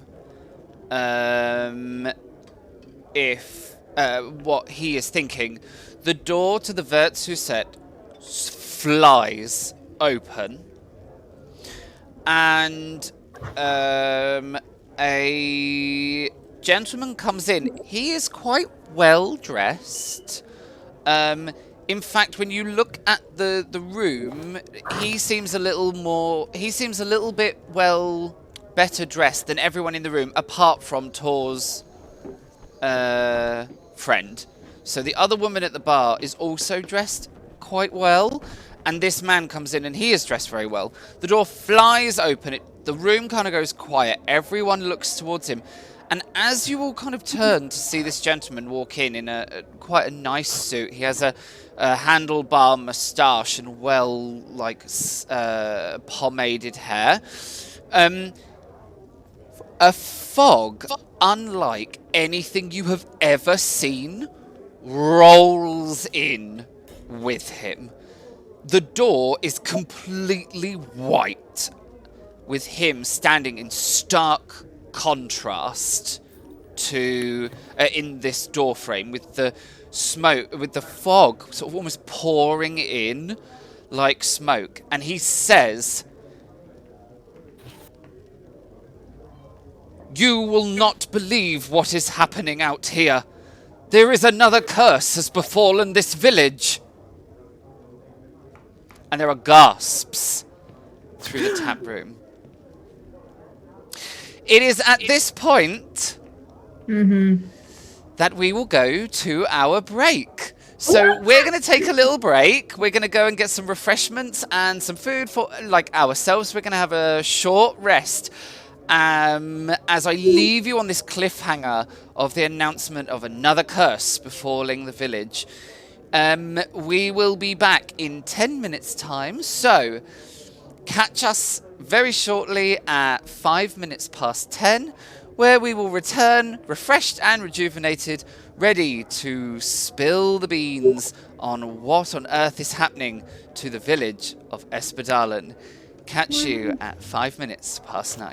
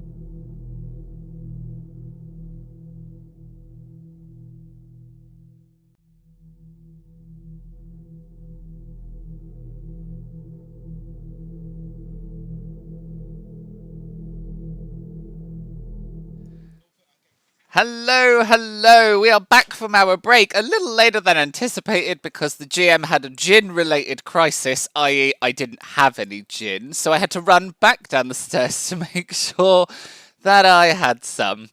But we are all refreshed after our short rest, and we are ready to continue our tale. So, let's bring back our fabulous players. Here they are. Voila! So, diving. I'm loving this. Look, fabulous. Yes, a gin crisis. These things happen.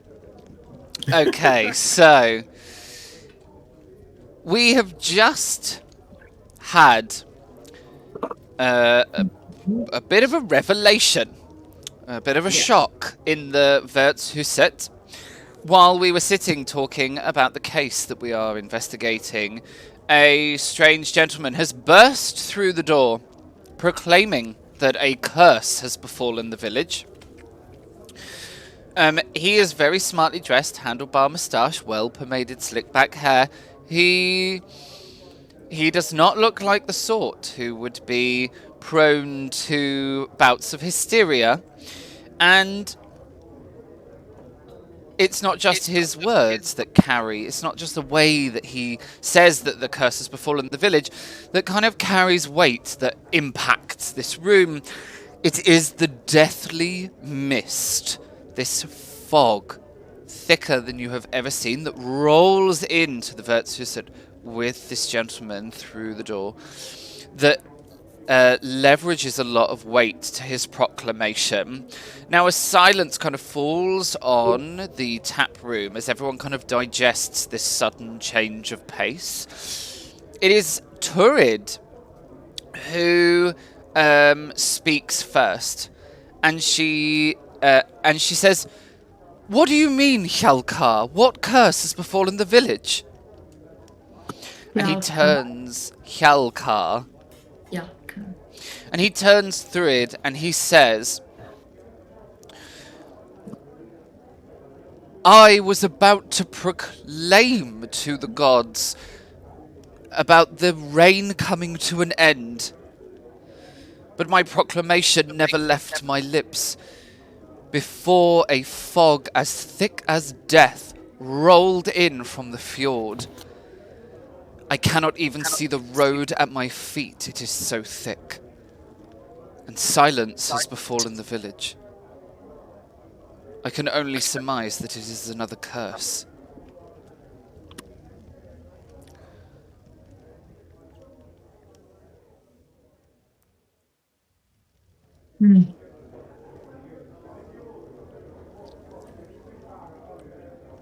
I kind of want to quickly look at everybody in the room, but obviously mainly the priest. Yeah, so there's shock through the room. The priest, you notice, has immediately produced a cross and has begun to mumble. So you're assuming that they're saying prayers. The old fisherman says, "It's just a fog, Hjalkar. Stop causing drama. And if the rain has ended, then it's a good thing." The gentleman, who is Hjalkar, turns to Gorm and says, "If only that were so, but I have never seen a mist so thick, and the silence that has befallen the village with it. It is ominous, and I unquestionably believe it to be evil."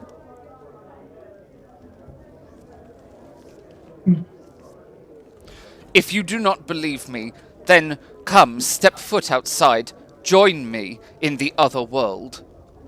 For that, I can only assume, is what has rolled into the village." You see Tor get up from his chair at the bar, and he walks towards Hjalkan, and he says, I will look." And as I'll he bring up him As he kind of walks towards the door, you get up as well, Colonel. Yes. Do you also head out with Tor? Yes. Okay, so we will follow the Colonel. As you step out of the door, the sound of the kind of sound of silence, the crackling fire, the chink of glasses, fades almost instantly as you step out and are wreathed in fog. Hjalkar was not joking when he said you couldn't see your feet on the road. The fog is the thickest you have ever seen, and that includes the sea fogs that you have borne witness to in your years of service. It is mind-bogglingly thick. In fact, having taken a few steps away from the Vertshuset, you are already feeling disorientated as to as to how to return to the door and the tap room. The fog presses in on you in a terrifying blanket of silence. It muffles everything. You can barely even hear Tor walking on the path next to you.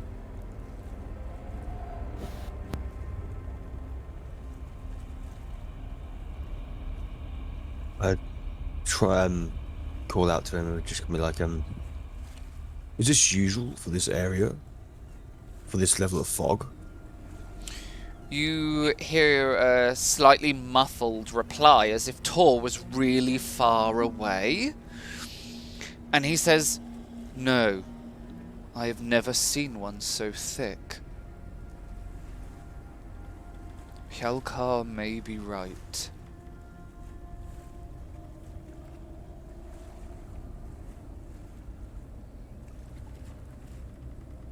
We should return before we get lost in this fog. I agree. Yeah, so we sticking with him. I'd like to turn around and head back towards the inn.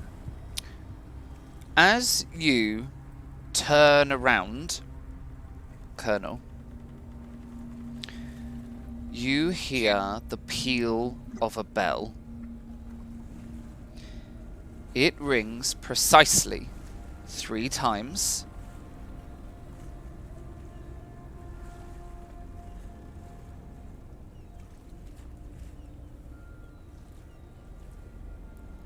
The ringing of the bell fading into silence.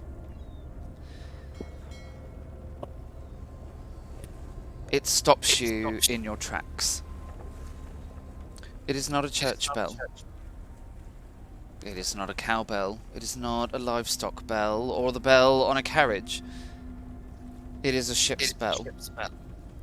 A very specific ship's bell.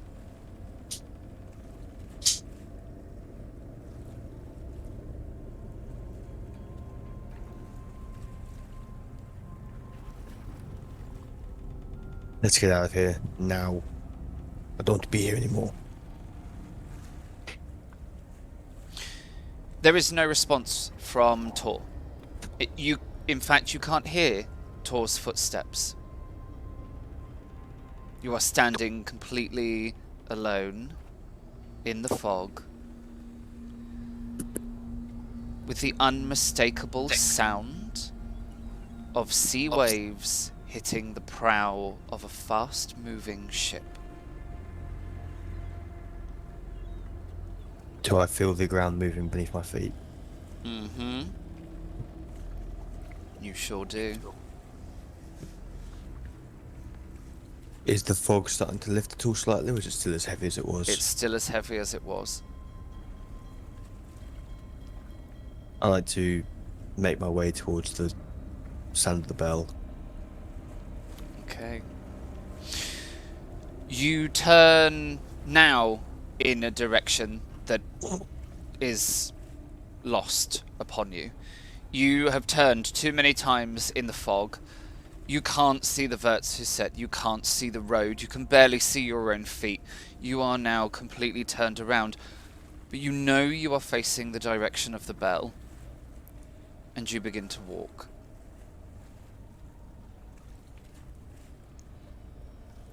The ground rocks in a very rhythmic way that you are quite familiar with. Every now and then you disturb the fog at your feet, and sometimes you see path. Sometimes you see deck.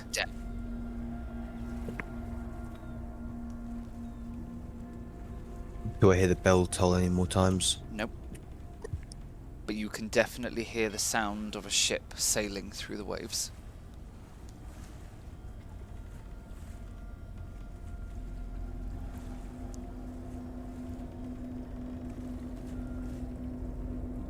I'd like to just stop, take a moment and just try and recenter myself. And just be like, this is not real. This is not real. This is not my ship. And just try and focus on the ground and will it to stop moving.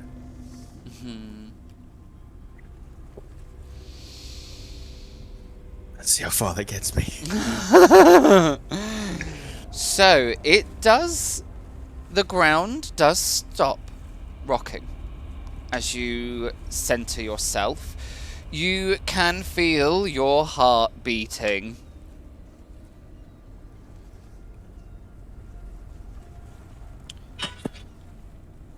Just like to then listen out and just call out for Tor again. Tor! Tor! Can you hear me? You hear Tor's voice. And he says, yes, we should head back to the Vertsuset.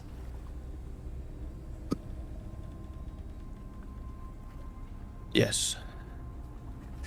How do you feel? It feels a bit ominous, this fog, if you ask me.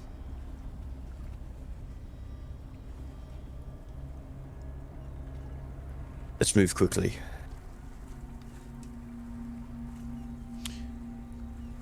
As you head towards Tor's voice, I am going to ask you to make me a... This is just purely a logic roll.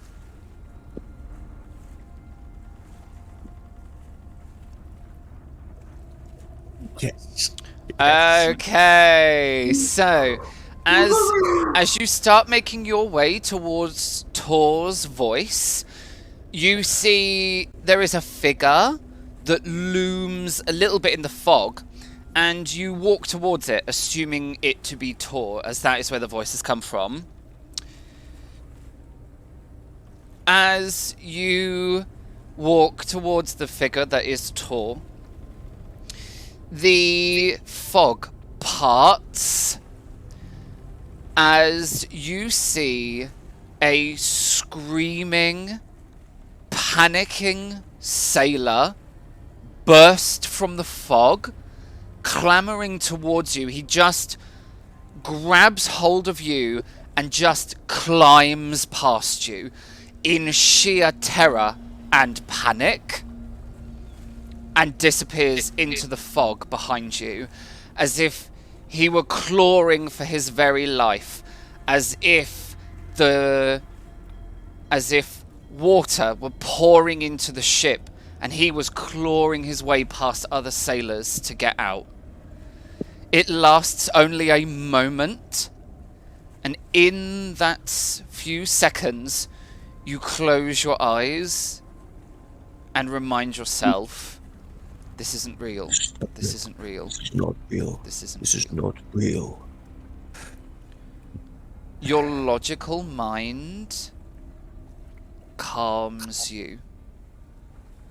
You feel the panic rising up, and then it plateaus.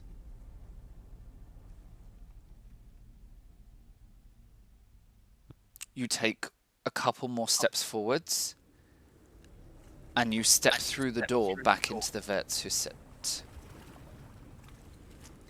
You can see Tor standing in front of you. He is already talking to the group. Now, Elstrid and Max, you just see Tor come back into the Vertshuset, and he says, everything that Hjelkar says is true. There is a terrible fog that has descended on the village, but I do not know if it is a curse. The rain has stopped, so Gorm, maybe it is time for celebration.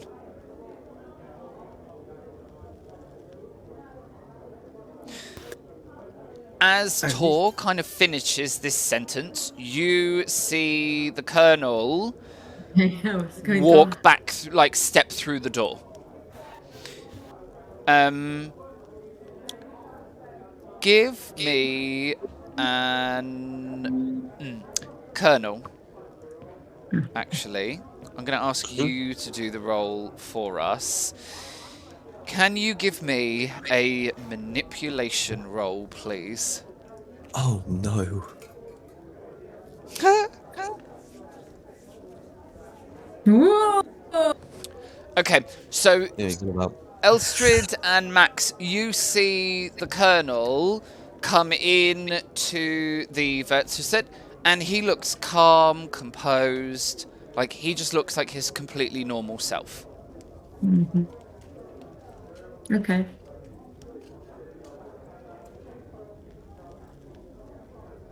Go back to our group. That's the fog is unsettling. It's not normal. If we move in it, I'd suggest we stick together and stick close. It's not natural. We could always hold hands. You see Turid, Jarl comes out from the kitchen at hearing the commotion. You see Turid, Jarl, and this other standing together at the bar. The other woman has moved herself towards Hjelkar and is holding his hand in hers, and you can see. So she's saying something along the lines of, "Oh, what evil has befallen us?" And he is trying to console her. You see Turid and Jarl are kind of talking hurriedly at each other. The priest hasn't moved, still holding cross and mumbling prayers. And the old fisherman, who you now know to be called Gorm, bangs his pipe out into the fireplace, gets up, and makes his way towards the door. As he walks past Hjelkar, he says, I'm gonna return to Sindri. She'll be worried in the fog. And Hjelkar says, be careful, old man. And Gorm steps into the fog and disappears.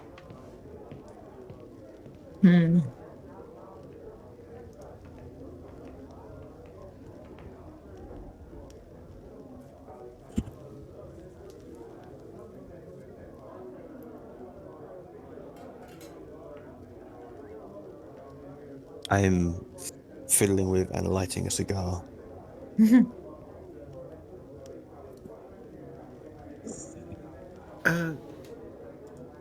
Does Skadi have a lead? Skadi has been skittish since the house. I haven't really let her move too far from me. I don't want us to lose her in this fog is all. If it's as thick as they're saying it is, we may want to She keep a can tight see. leash. Yeah, I can, like, she doesn't really like a leash, but I guess in this situation, that's the best option. Lowering my voice to the group, I lean in and go, the fog is unnatural. Why do you say so? It gave me memories of a past that I'd rather leave buried. Sticking together and making sure we stay close, because to me, Tor disappeared. I could not find him at all. Calling his name. On returning and finding out he'd been here for quite some time was surprising. Okay. Just when we were out to be ready to face the fear, Hjelkar and his lady friend move towards the bar and the group of all the others. So you've got Tor, Hjelkar, his lady friend, Jarl and Turid standing at the bar, and they are hurriedly talking. It goes from hurriedly talking to clearly trying to stop Tor from doing something and failing. Tor kind of yanks his arm as he goes to move. Jarl sort of puts his hand on Tor's arm and Tor yanks it free. He turns and he walks straight towards the priest's table. Okay. And he bangs his fists down onto the table and he says, "Ever since you came into town, we have been having problems. First the rain, now the fog. I think it's time that you and your words left the village for good."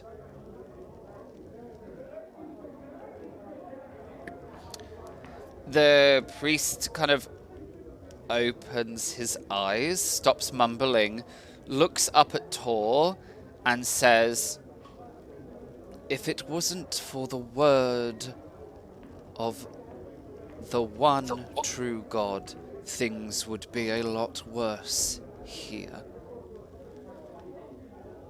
I am not leaving until I know you are all safe from Lucifer and his doings in this town."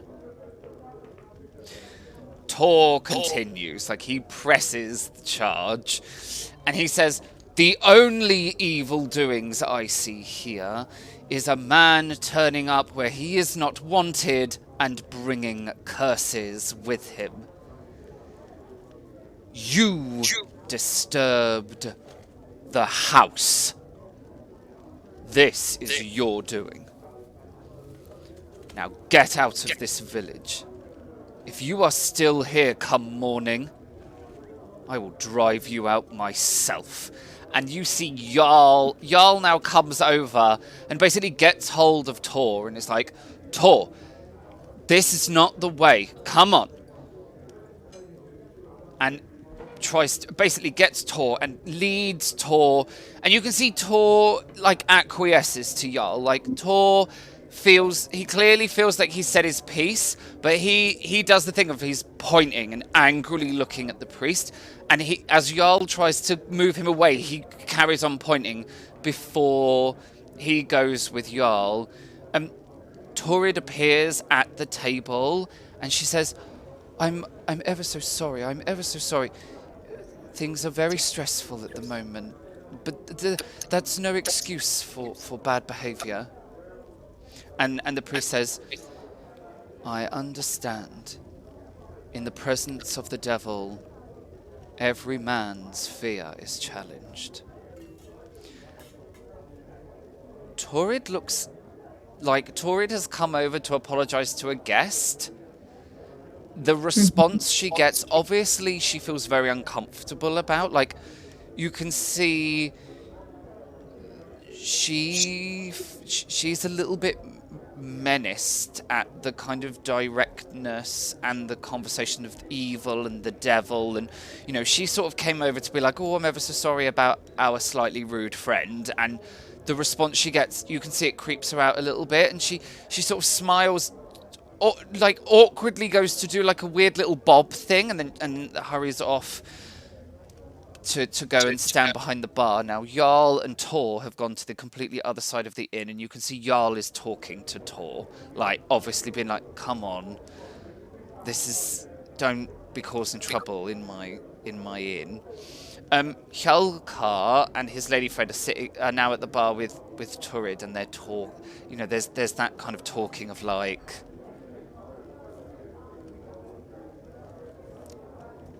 a situation has arisen.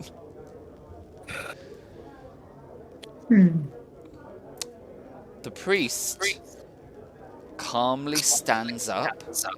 Kind of everyone kind of turns to look in his direction. He surveys the room and confidently walks towards the door, takes a breath, and begins speaking the names of God as he walks out into the fog. This triggers Max.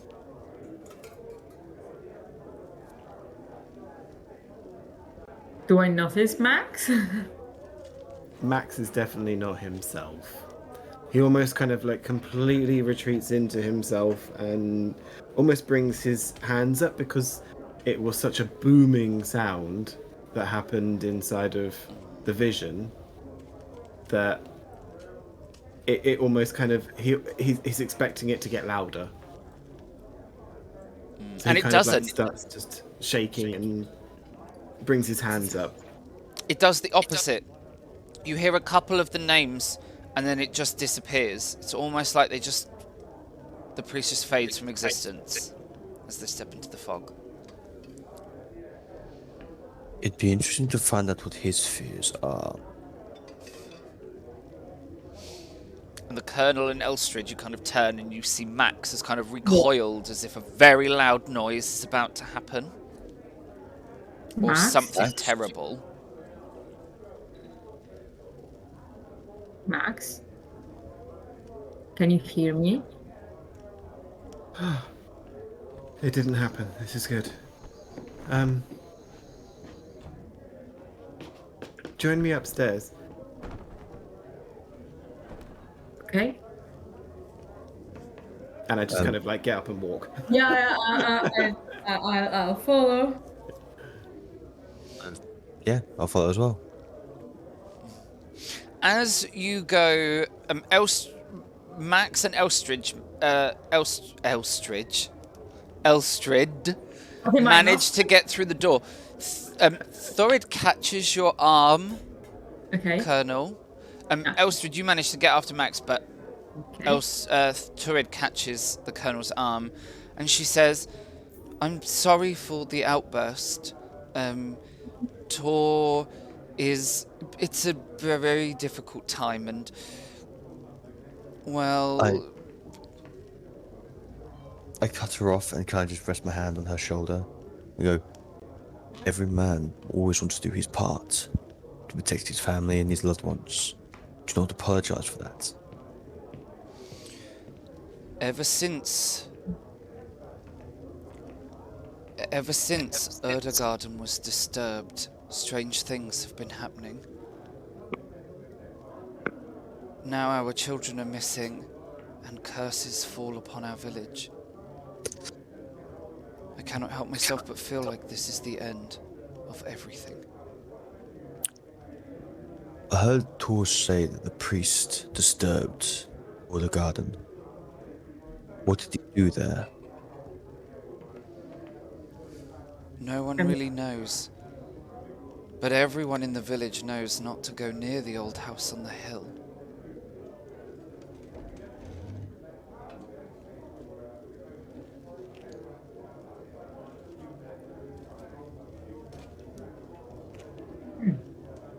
That manor has stood there empty for a very long time, and it is an ill omen to go up there and...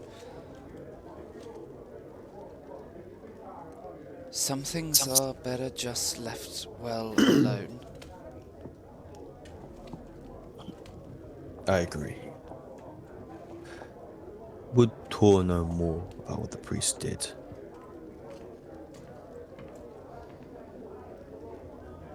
I don't know, but...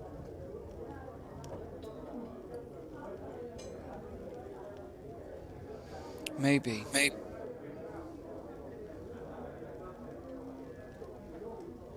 Help calm him down. I will speak to my companions for a moment and we'll be back down. Hopefully he's still here for me to talk to. And you see she sort of smiles a little bit at you, and then she says, I won't keep you. Just keep my hand on my shoulder for a moment longer and just be like, we're doing all we can. She kind of nods, and then she heads back towards the bar. I rejoin with Max and Elstrid.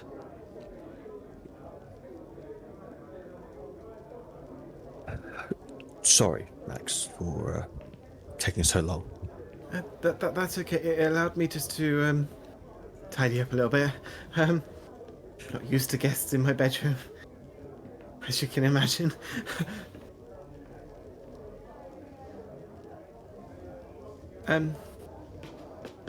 Whilst we were at Inga's house, I reached out in a way that I do to see if Halfdan had passed, like his father, because if he had passed, then at least then we would know what we were doing. But thankfully he was not there to reach out to, which gives me hope that they're still alive, and that we can help. But as I was finishing what I was doing, I was standing on the shores of water, a lake or river, I'm not certain. It was misted and fogged. A creature sat on a rock, brushing her hair. And footsteps started to come. I was terrified of these footsteps on the gravel behind me, when suddenly the names of the Christian god were booming past my head from this figure behind, almost as if they were through one of those new gramophone things. It was just coming so fast and so loudly, and then all I could hear was the children crying and the creature screaming and the sound of rain. And so when our missionary friend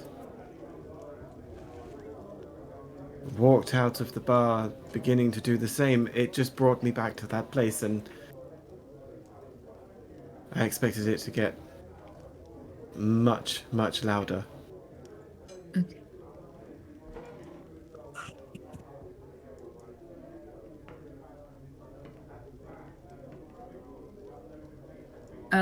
Have your vision usually, are your vision usually, you know, real, metaphorical? Do you think Unfortunately, yeah. it's the spirit world. It is what it is. That answer is enough for me.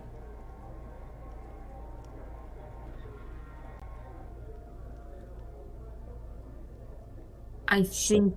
Go for it. No.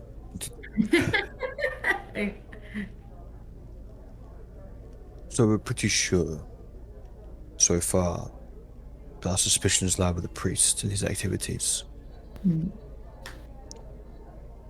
Before coming up the stairs, I was stopped, and the innkeeper confirmed that the priest has been up there to disturb all the garden.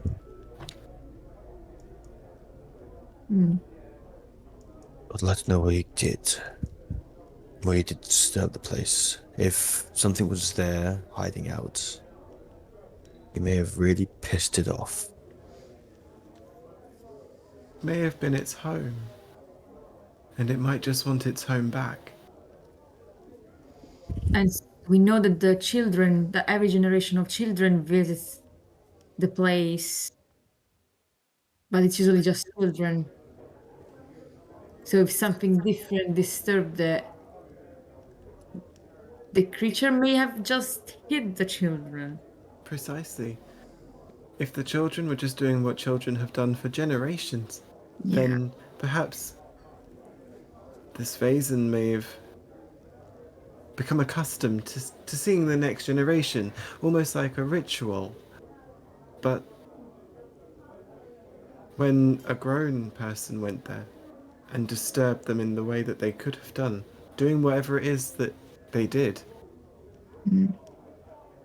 we might need to try and undo it. Yeah. Obviously, this is just a theory, so I think we need to get more facts. So, should we go? We'll talk more to Tor. He might know more information about what the priest did.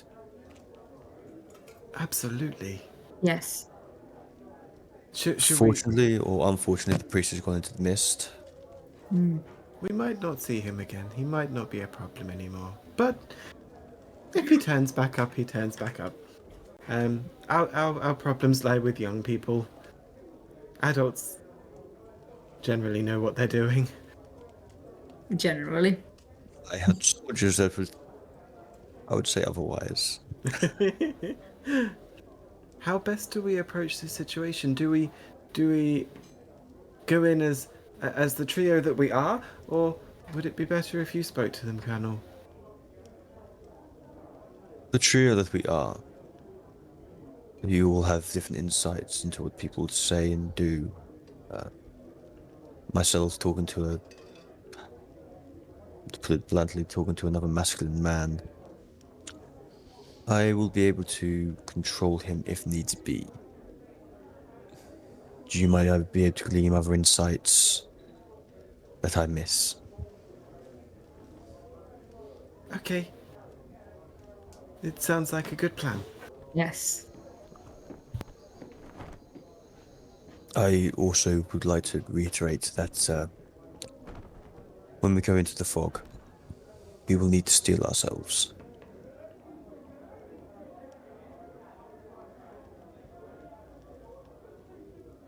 Okay. Understood. Good. Shall we speak to Tor and then hopefully head to Older Garden?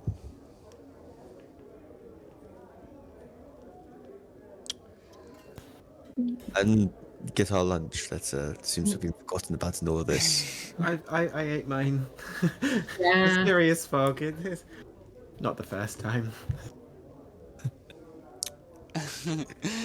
So you all head downstairs and finish off food, whatever you can.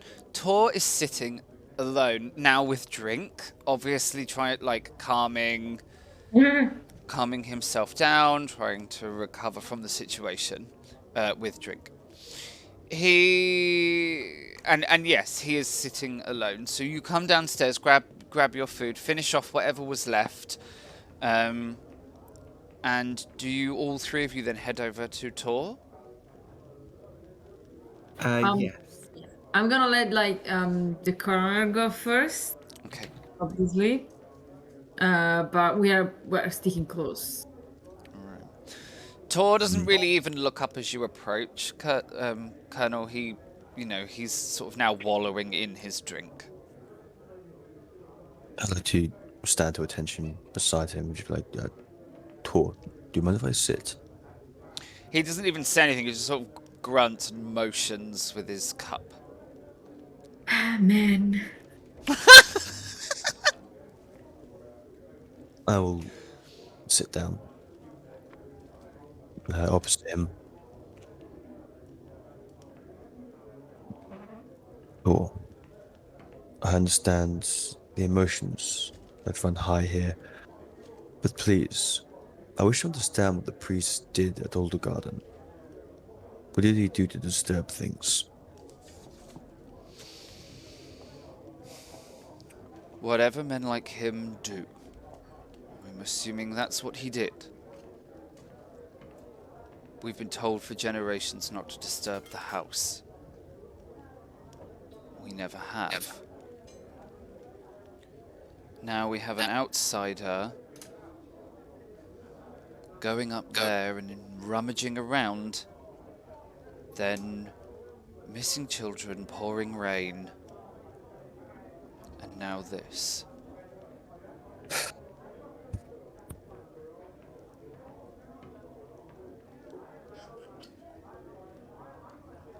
When did you go to Alder Garden? He kind of looks up and smiles at you a little bit, and he's like,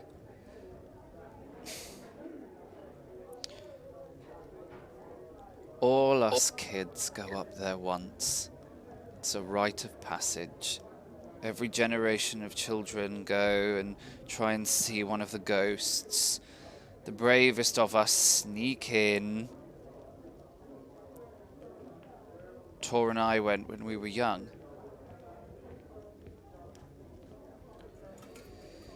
It was Tor and I when we were young. Jarl and I when we were young. We went with Ingun as well. Hjalkar's wife. But that was many years ago when we were just children. And it was just a spooky house. Did anything happen while you were there?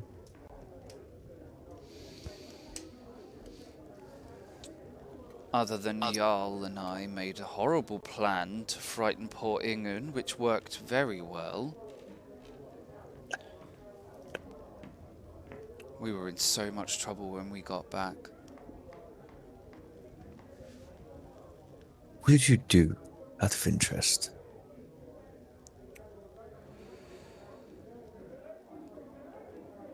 The house is full of old furniture and stuff. Ingun wasn't brave enough to go inside. I was. I found a sheet. While Ingun was looking in through one of the windows, I jumped out at her with the sheet over my head and pretended to be a ghost.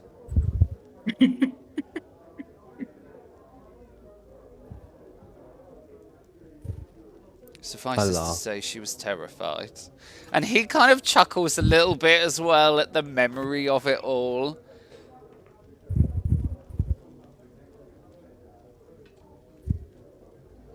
Then he gets very sober again. And he says,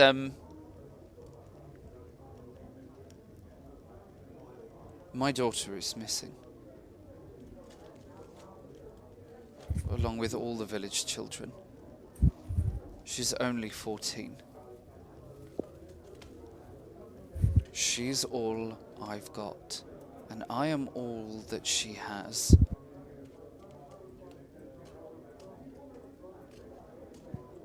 I'm sorry to ask this. Do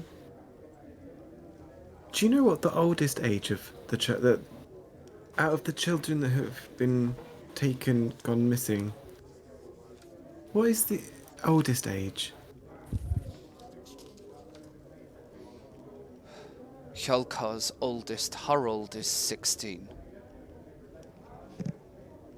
Thank you.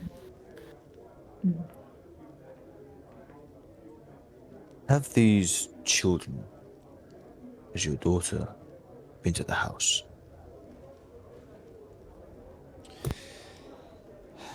Yes. Yeah.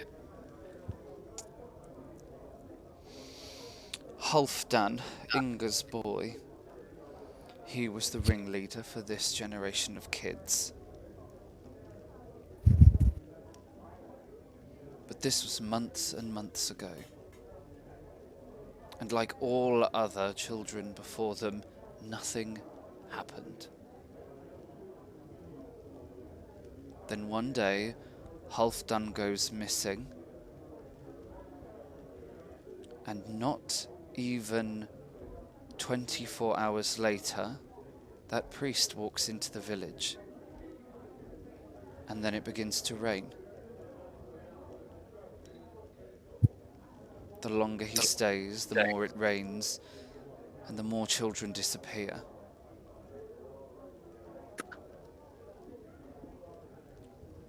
Now there are no more children left. And the rain has stopped, and the fog has started.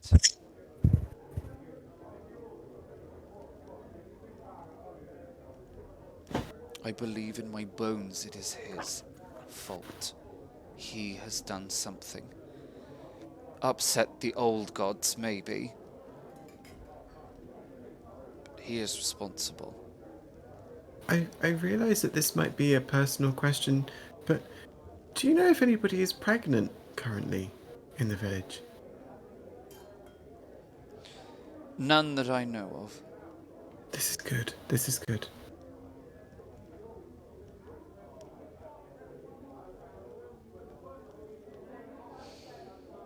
This is old magic. I know it is. We cannot help but think it is retribution for whatever our visitor has done.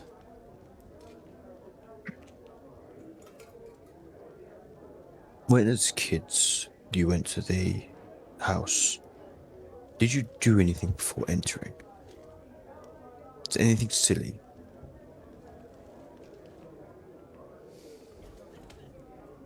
That previous generation said that they did. That you felt you had to do the same before entering.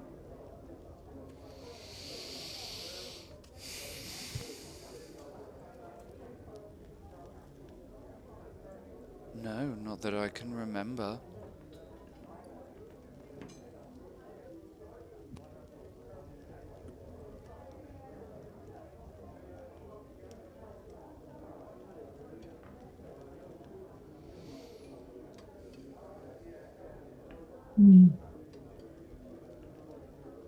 I looked to Max and Elstrad, looking to see if they have any other questions for Tor. Jarl told me that you're looking for the children. Yes, we are. Is there a way to the house that is the usual way for kids to go? Just And the way that is not recommended? Just follow the path.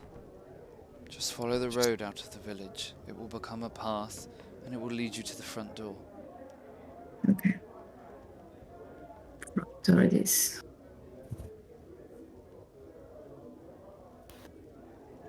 I'm only a carpenter, but if there's anything I can do to help you with your search, I will do anything to save my daughter. I turn to the rest of the party. Should he come with us since he's been there before? It might not be the best idea. As I think looking at this with an objective view of the outsiders that we are would be slightly better, and if the fog does indeed do what the captain says, do what the captain? Colonel, sorry. Now I'm demoting you. If the fog does indeed do what the colonel says, it might be best that we three just go. True. Tor, when we have word and knowledge of where she is, we will let you know. I will hold you to that.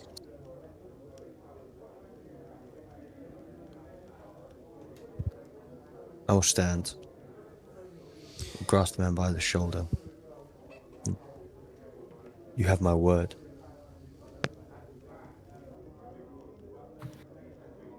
And I turn to the rest of our group and nod towards the door. Hold hands? And Skip, yes please. Hold hands and skip. If you wish to, La, la, la, if you la, wish la, to la. skip, I'm more than happy to. But I was just thinking more so we can't wander off away from each other.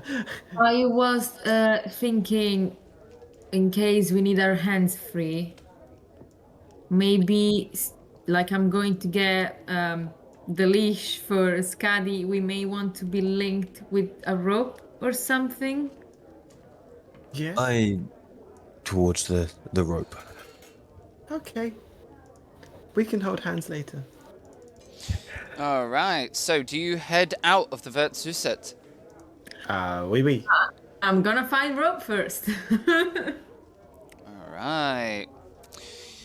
You find the necessary piece of rope so that you can create a lead for Skadi, and you step into the fog.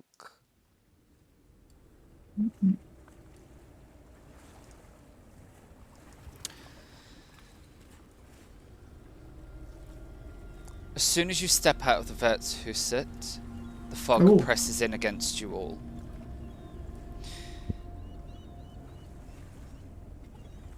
It moves in a way that almost seems to have thought.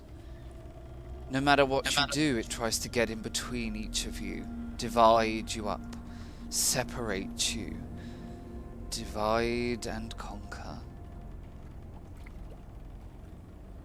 Each time you try to get closer together, the mist just seems to worm its way between you. It is almost as if there is a malevolent mind within the very fog itself, driving you to wander into the lost, to go your separate ways, never to return. The road is firm beneath your feet. Max is going to drag his feet, because I'm guessing it's like a gravel road. Yes. So he's going to literally drag his feet through the gravel so it makes... He knows he's on the gravel. Okay. Colonel is struggling not to comment on that. Pick your bloody feet up, man! The military aspect of him is like, pick your fucking feet up. But hopefully the Colonel can understand why he's doing it. Oh, he understands. It's just it's the visual irritation. You're scuffing your boots. What order are we going as? Because obviously if we are linked, there's gonna be, either we are stepping all side by side, or one is first and the other two are following. I think you probably would go at the front with the doggy. Yeah. Then probably myself in the middle. Mm-hmm. And the one with the big sword at the back, bringing up the rear. Yeah. Including the one. Has Caddy being, still skittish like the house? Is it work? Yeah, Scuddy is like at your side, like super close to you. And you can tell Scuddy is definitely afraid of the fog, but being very quiet, and that's like a very big giveaway that Scuddy is quite afraid, because Scuddy is so quiet. Yeah. Middle name Ghost. Okay, let's move. We know that this is the route that we need to take. Let's go. Okay.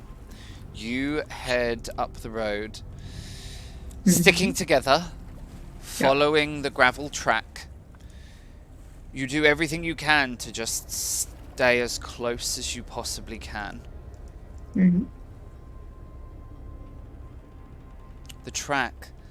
The road does indeed become a path, and it winds its way upwards into the hill.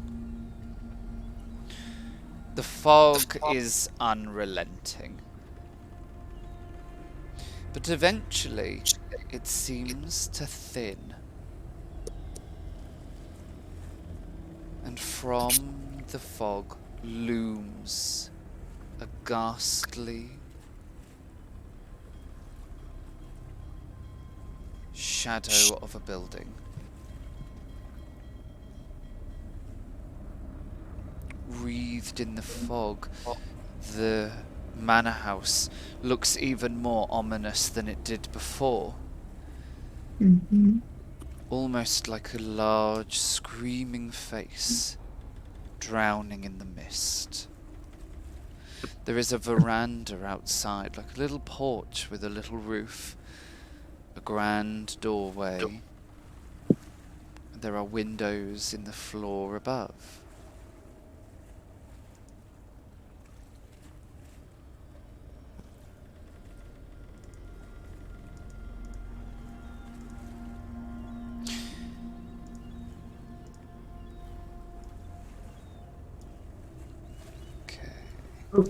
Okay.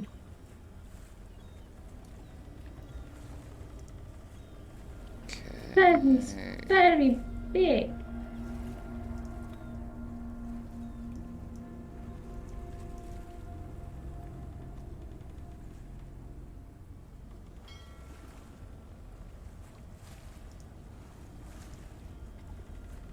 Get ourselves in order. Yep. So yeah, Thor said to go to the front door, so front door it is. Okay, lead on. Yeah.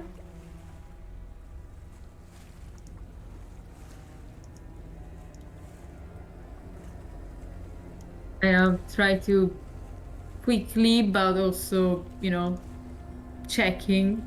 I'll step up to the house. Okay, so the front door Yeah. is just here. Okay, that's the front door. Yeah.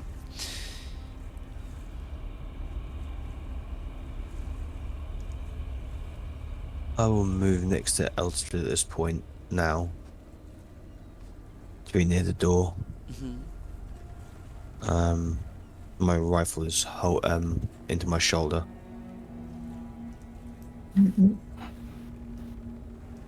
I'll check if the door is locked.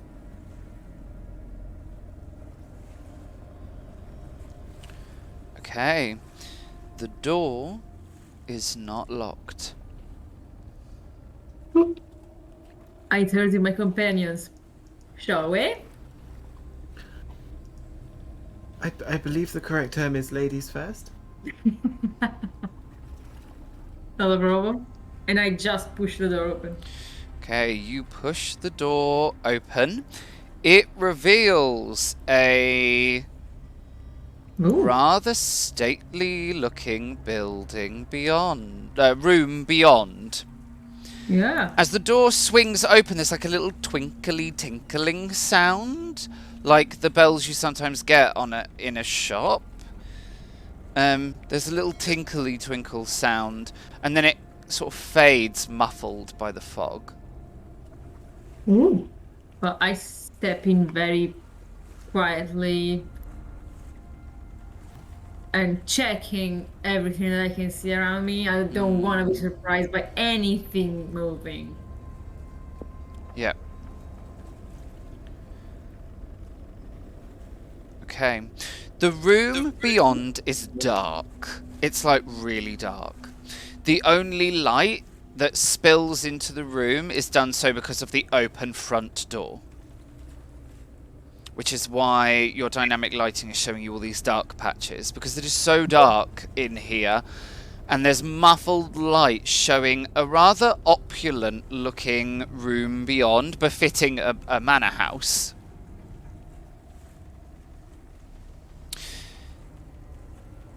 but it is dark. Do we hear anything from inside the house? No, it's quite quiet. Is the fog, let's say, like coming in with us? Like it followed the guy? Yes, it is. It is just sort of billowing in through the open door. Should we close it to see if it helps? As you say, shall we close it to see if it helps? The door slams shut behind you, plunging all of you into darkness. Okay, that was not the best. You find yourselves standing in the pitch black dark. The sound of a clock ticking, ticking, I'll ticking. pull on the line that links me to Max. I'm still here. It's fine. Colonel, that lovely smell of yours. Would you mind a light? Well, I will strike a match. You will strike a match. Alright, I will give you a candle. Let's hope we can find a candle to light. Right, you should all now have... Right, there's your candle. You should all be able to move the candle. Yes. Yes. There is your candle light. Okay. Just surveying the room, is there anything to light other than the house itself? There is. So you've lit up... Was it a match that you had? Yeah. You've lit up a match. There is like you know, one of those like candelabras where you get like the 3 candles on it. Yeah. There is one of those within reach. Thanks. What's his name from Beauty and the Beast? Did you just say no thanks? Oh. Perfect. Oh, I thought you were like no thanks. I don't want no creepy candles. No.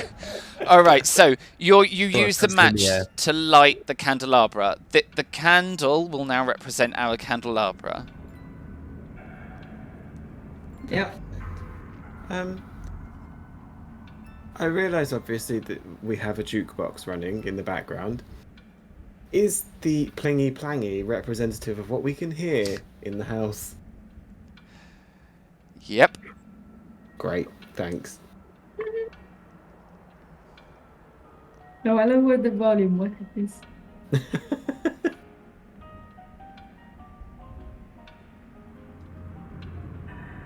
Okay. Right. Whoever is residing here, we mean you no harm. We're just simply looking for some missing children. There If you have is. them, could you let them go, please? There is. The house is just filled with the strangest of sounds. Lilting music, laughter, a music box, footsteps. It's almost as if the house is remembering 1,000 lives lived within it, and small fragments of those lives bleed into the real world, but only for a moment.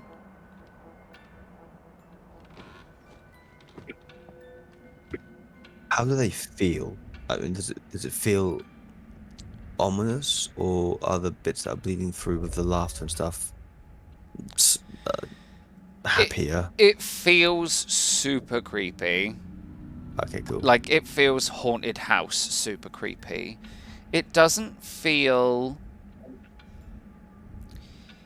Each of you have witnessed, at some point, real threat, real darkness. This is not that. This is like haunted house. A house filled with memories. Creepy, Yes, but not dangerous. but it doesn't feel like you're in terrible danger. I'm waiting to meet an Annabelle doll somewhere around here. Don't do that to me. I mean, don't get me Don't wrong, do that to me. better Annabelle than Chucky.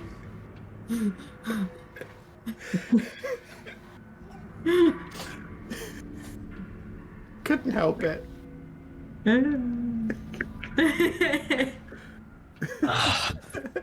Right. Cool. Right, I'm gonna start moving up into the house a bit more. I'm standing on a table now. I will move forward. I have holstered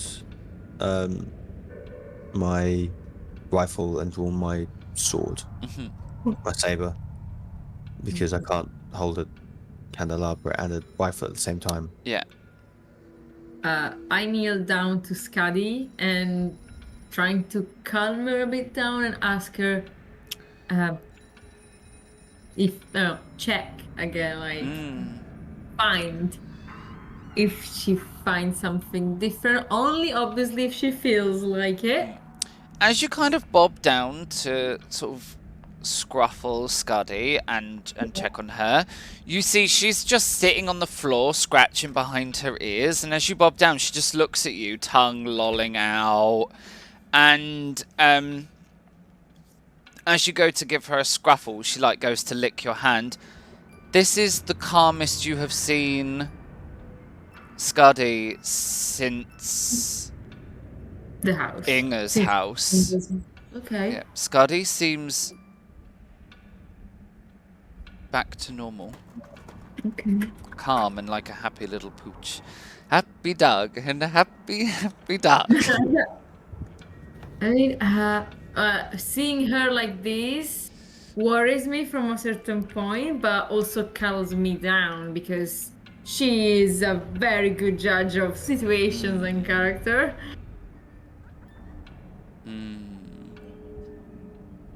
So like, search.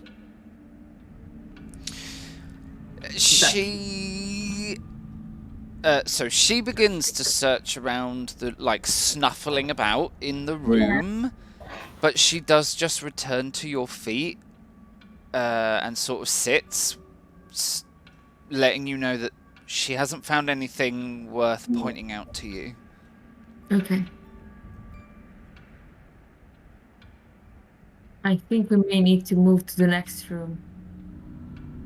Is that stairs? Yes. There is a large spiral staircase here in the corner of the room, and there is a single door here, a double door here, and another single door. Perfect. Upstairs, left, right, or middle? Let's clear the ground floor first before heading up. Also, the sound of the creaking floor, was it from one of you or was it the background of Roll20? Who knows? Yeah, let's check the ground floor first. I would say the double doors just because it's probably leading to, a next big room or a corridor or something. Absolutely. I fling my cloak backwards and push the door open in a very dramatic style. Beyond, you find a very opulent-looking dining room. Oh, we can have a candelabra each. That sounds like a plan. I would like to light a candelabra from the candelabra. Okay, wrong Roll20 window. This is the Roll20 window. Right, I will give you another candle. There you go. No, that doesn't work. I'm on... You're on the wrong layer. I'll move out of the room so you can stick Here it we next go. to me. There you go. Wrong layer? Yeah, wrong layer. Another curse of Roll20, all the different layers. pop it underneath me so I can just grab both. Yeah. This looks rather lovely in here, doesn't it? Yeah. How does it feel in this room? Is it like the same feeling as the previous one? Is it better? Yeah, it's the same sort of feeling. It's very, very, very creepy, but it doesn't feel horrible. The furniture is exceptionally opulent. There are 2 suits of armor, which are definitely very, very foreign. They're kind of giving you Ottoman-y, Turkish, like that kind of feel. There is a beautiful tapestry on one wall, which is in a style none of you are familiar with. Everything about this room screams well-travelled, opulence, wealth. Mm-hmm. And what blows your mind a little bit is the fact that all the contents of this house are just still sitting here. Like, the worth of some of these items must be really high. The fact that no one has robbed the house is very odd. I'm gonna go and ask for it again. I'm guessing there's like a layer of dust over everything. Do we see any points where it looks like the dust has been disturbed? Yes, absolutely. There is a lot of the dust on the floor that has been disturbed.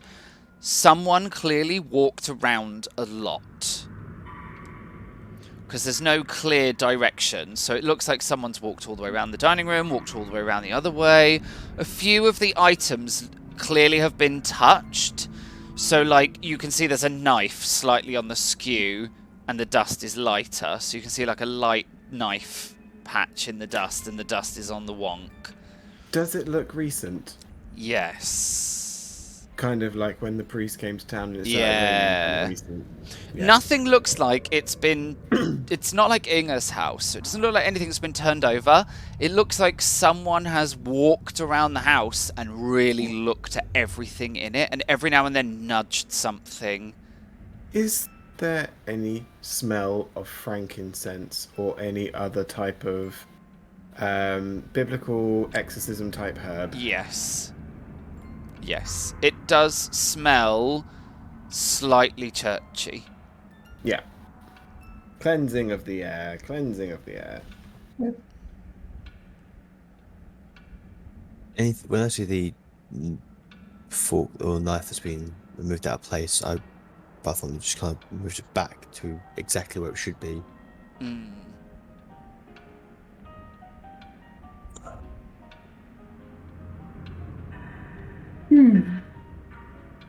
Okay. Is this music coming from somewhere that we can follow? It's a very weird effect. Like, it sounds like it's coming from the room next door, and when you move into the room next door, it sounds like it's coming from another room. Okay. Did you check these other 2 rooms? Left or right? I always say for the left. I was going to say you can never be wrong with the right, but let's go left. So it looks like, well, the decider is Max. If you've got Elstrid heading right and Colonel heading left. Let's hang to the left today. Yeah. Okay. Okay. The door, this door also just swings open, revealing an exceptionally well-appointed kitchen. Oh, look at that beauty. There is a cooking stove. There is a washing up area. There's a table with all like prepping bits and things on it. There is like a big washing up bucket. There is even to the point where there is a basket of clothes in here. And there is a trap door in just here. This is a trapdoor. Don't you open that Trapdoor. Good Baby. Think what I was thinking of doing next. Because it could be just a cellar. Could be just. Oh, it could be full. It could be full of wine. It could be It's full for of children. It Let's could leave be shut full of then. children. Alive children. Okay, in that case, let's open it. It doesn't open. It's locked. Oh. As you try and pull on it, it like yeah. goes gadunk, gadunk, gadunk, gadunk. Okay. Locked from the other side, or from this side.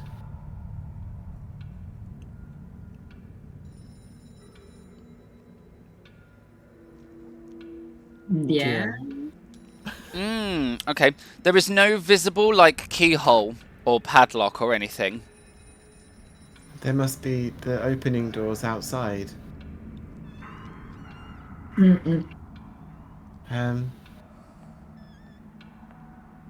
To the right, to the right.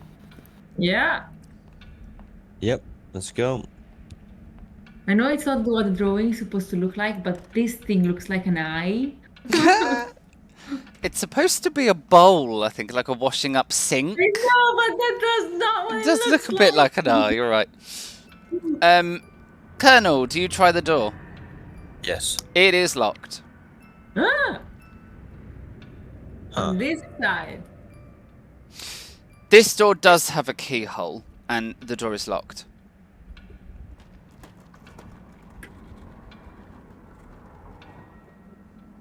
Do we hear anything from the other side? No, it's very quiet. I'll look for the keyhole. Yes, you can. As you go to look through the keyhole, there is something in the keyhole. So you can't see through it. There was no access from the room next to it. Right. No. I kind of want to open slightly, carefully, if I see any drawer, to look for the key. So you're going to sort of start searching the room, yeah? Yeah. Okay, so as you turn and you sort of wander off and start searching the room, Colonel, what are you going to do? I was say, Delta, I believe the key is in the lock from the other side. There may be more than one. This is true. And don't get me wrong, there's always the thing if you manage to push the key and we manage to, grab the key from under the door if there is a tiny bit of space.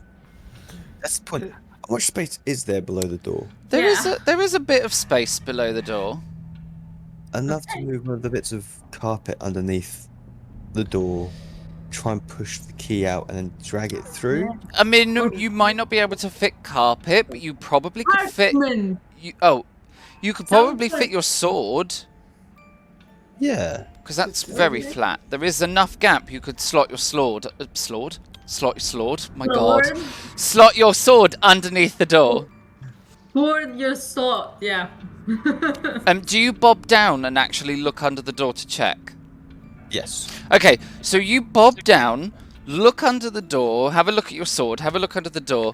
You look up at the guys, and all three of you hear footsteps on the other side of the door. And the sound of a key turning in a lock. Click. I am grabbing him to bring him back up. This time I take out my dagger. Woo! I move back and draw my rifle behind one of the chairs Okay. and put my, if I can, put my candlestick on the floor. My candle up. Oh. Nothing happens. What? Be brave, Max. Be brave. Be brave. Be brave. Be brave. I'm gonna open the door. Okay, so you reach out towards the door, turning the door handle. I want to have another character. Please don't kill this one. And that Oh. is where we will leave it for tonight. No! Oh my Absolutely. Dum dum dum. God! What's that behind the door? That is a definite EastEnders. Duh, duh, duh, duh, duh, duh. Yes. We had a question, GM, just to let you know, from a... Quoco back up. Was it Leaf? No, it was from Maddie Fluffins. I realise you can't answer this right now, but what system setting are you playing? I did respond saying Vaesen and bits, but if you wanted to elaborate, please feel free. Ah, right. Well, welcome to the society. It's lovely to have you with us. We are currently playing a free league game called Vaesen. It is a Nordic horror role-playing game. Oh, he says, and knocks loads of stuff over. Here is the core rule book. There will be some links coming up shortly when we do our big thank you credit roll at the end. So that's the game system. It's the Vaesen RPG. And the world is a homebrew, basically. The Vaesen RPG game does have a world setting in it, which they call the Mythic North, which is Scandinavia circa 19th century. We are playing in a very similar world, only it has certain homebrew elements, making it less of a Scandinavia in our 19th century and more a mythical fairy tale parallel sort of universe to ours, which is we're really looking forward to using that to kind of explore themes like you will have heard in today's session. We are exploring what would have happened if the old religion in Scandinavia had persisted and then was living side by side with Christianity. We've also thrown in some more interesting things like what would have happened if the Hindenburg disaster hadn't really occurred and airships had become a thing. What would have happened if Finland remained Russian? So there's a lot of interesting plays that we've done on our current on our world to make it our own and to make it homebrew. So hopefully that answers your question. I do hope you come back week on week and we can explore this homebrew world together, and we can play more of this amazing game system called Vaesen. On the subject of that probably leads us into a really nice segue into all of our big thank yous. We do have a credit roll, so in a minute I will fly over to the credit roll. You'll all come with me. But before we do that, I'm going to say a huge thank you to our cast members this evening. We'll go around and we'll go with Mike first. Just do the thing. Who are you? Can we find you anywhere else on the internet? That kind of thing. Everywhere. I kind of get everywhere. I get like herpes. So my name's Michael. I am a part-time Twitch streamer. You can find me at mmikeyb456 on Twitch. I'd also like to say a massive thank you to Divinink, our fantastic mod, who has been working tirelessly this evening for us. And yeah, I'm here every week. Yes, huge thank you to Divinink for being our chat mod, a job that is super important because obviously none of us can mod the chat while we are elbows deep in haunted houses and freaky ghost things in the fog. Sarah, go on, Sarah. We'll go in that direction. Why not? Okay. Yeah, that's me. That's and I am only recently joined Instagram at Spikia91. So that's where you can find me. And we have the Colonel. I feel like that should now be your new. Get rid of all your social medias and create them all as the Colonel. I might just do that. I might just do that. Happens. So yeah, so shortly you'll soon be able to find me on Instagram as the Colonel. But exclusively streaming wise, I am here and only here at the moment. Because here is the place to be. Obviously, where else will I be?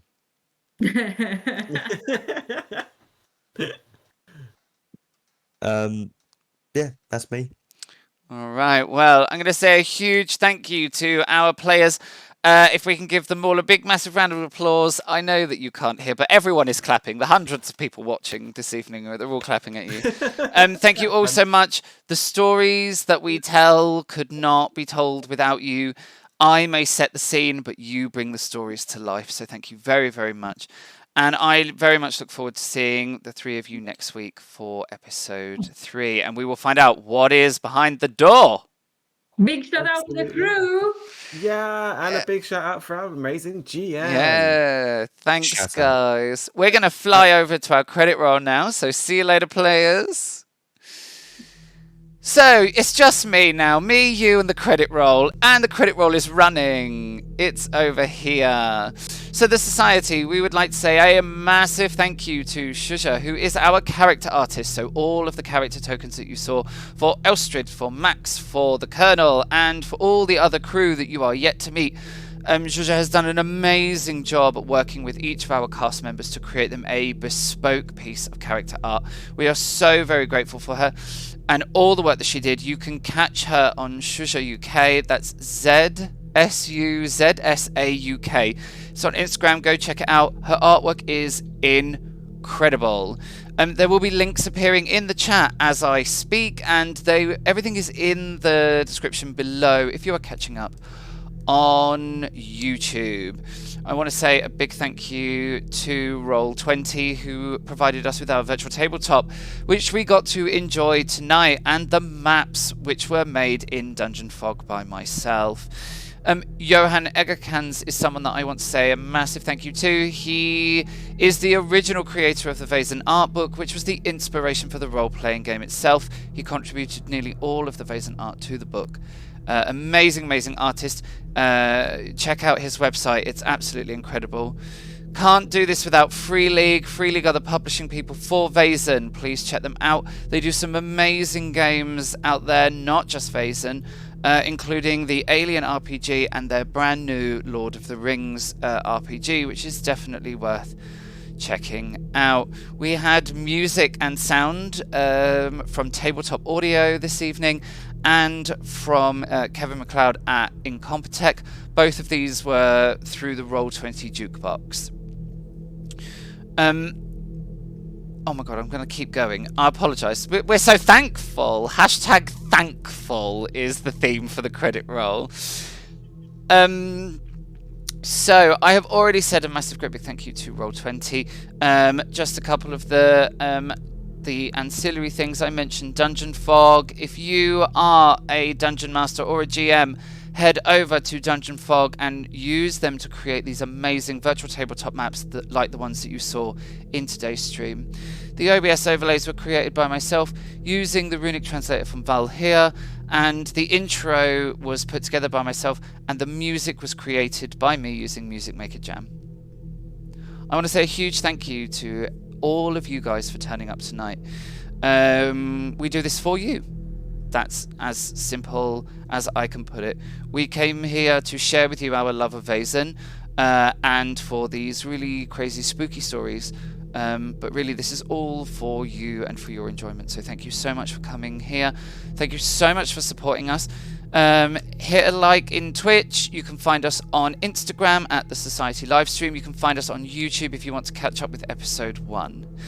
I'm going to say a massive great big thank you before I say goodbye to all of you. So thank you very much for joining us this evening on the Society. We hope to see you next week, where we will find out what is behind the door. Dum dum dum. So thank you.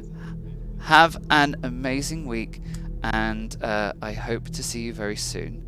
Now I'm just going to do the funny raid thing in Twitch, which I may have to ask I may have to ask for assistance from my moderator, who I can hear in my head. Spirits from beyond! Who are we raiding this evening? /raid. Okay. Real women of... Oh, the suspense. Real women of gaming. Alright. Yes, I did. Thank you, Spirits from Beyond, for telling me how to work the raid. Because I'm such a pro streamer. Alright, so we're going to head over. I'm going to raid Real Women of Gaming. We're going to head over to there as we bring our stream to a close. Massive great big thank you to all of you. And I cannot wait to see you all next week when we find out what is behind the door.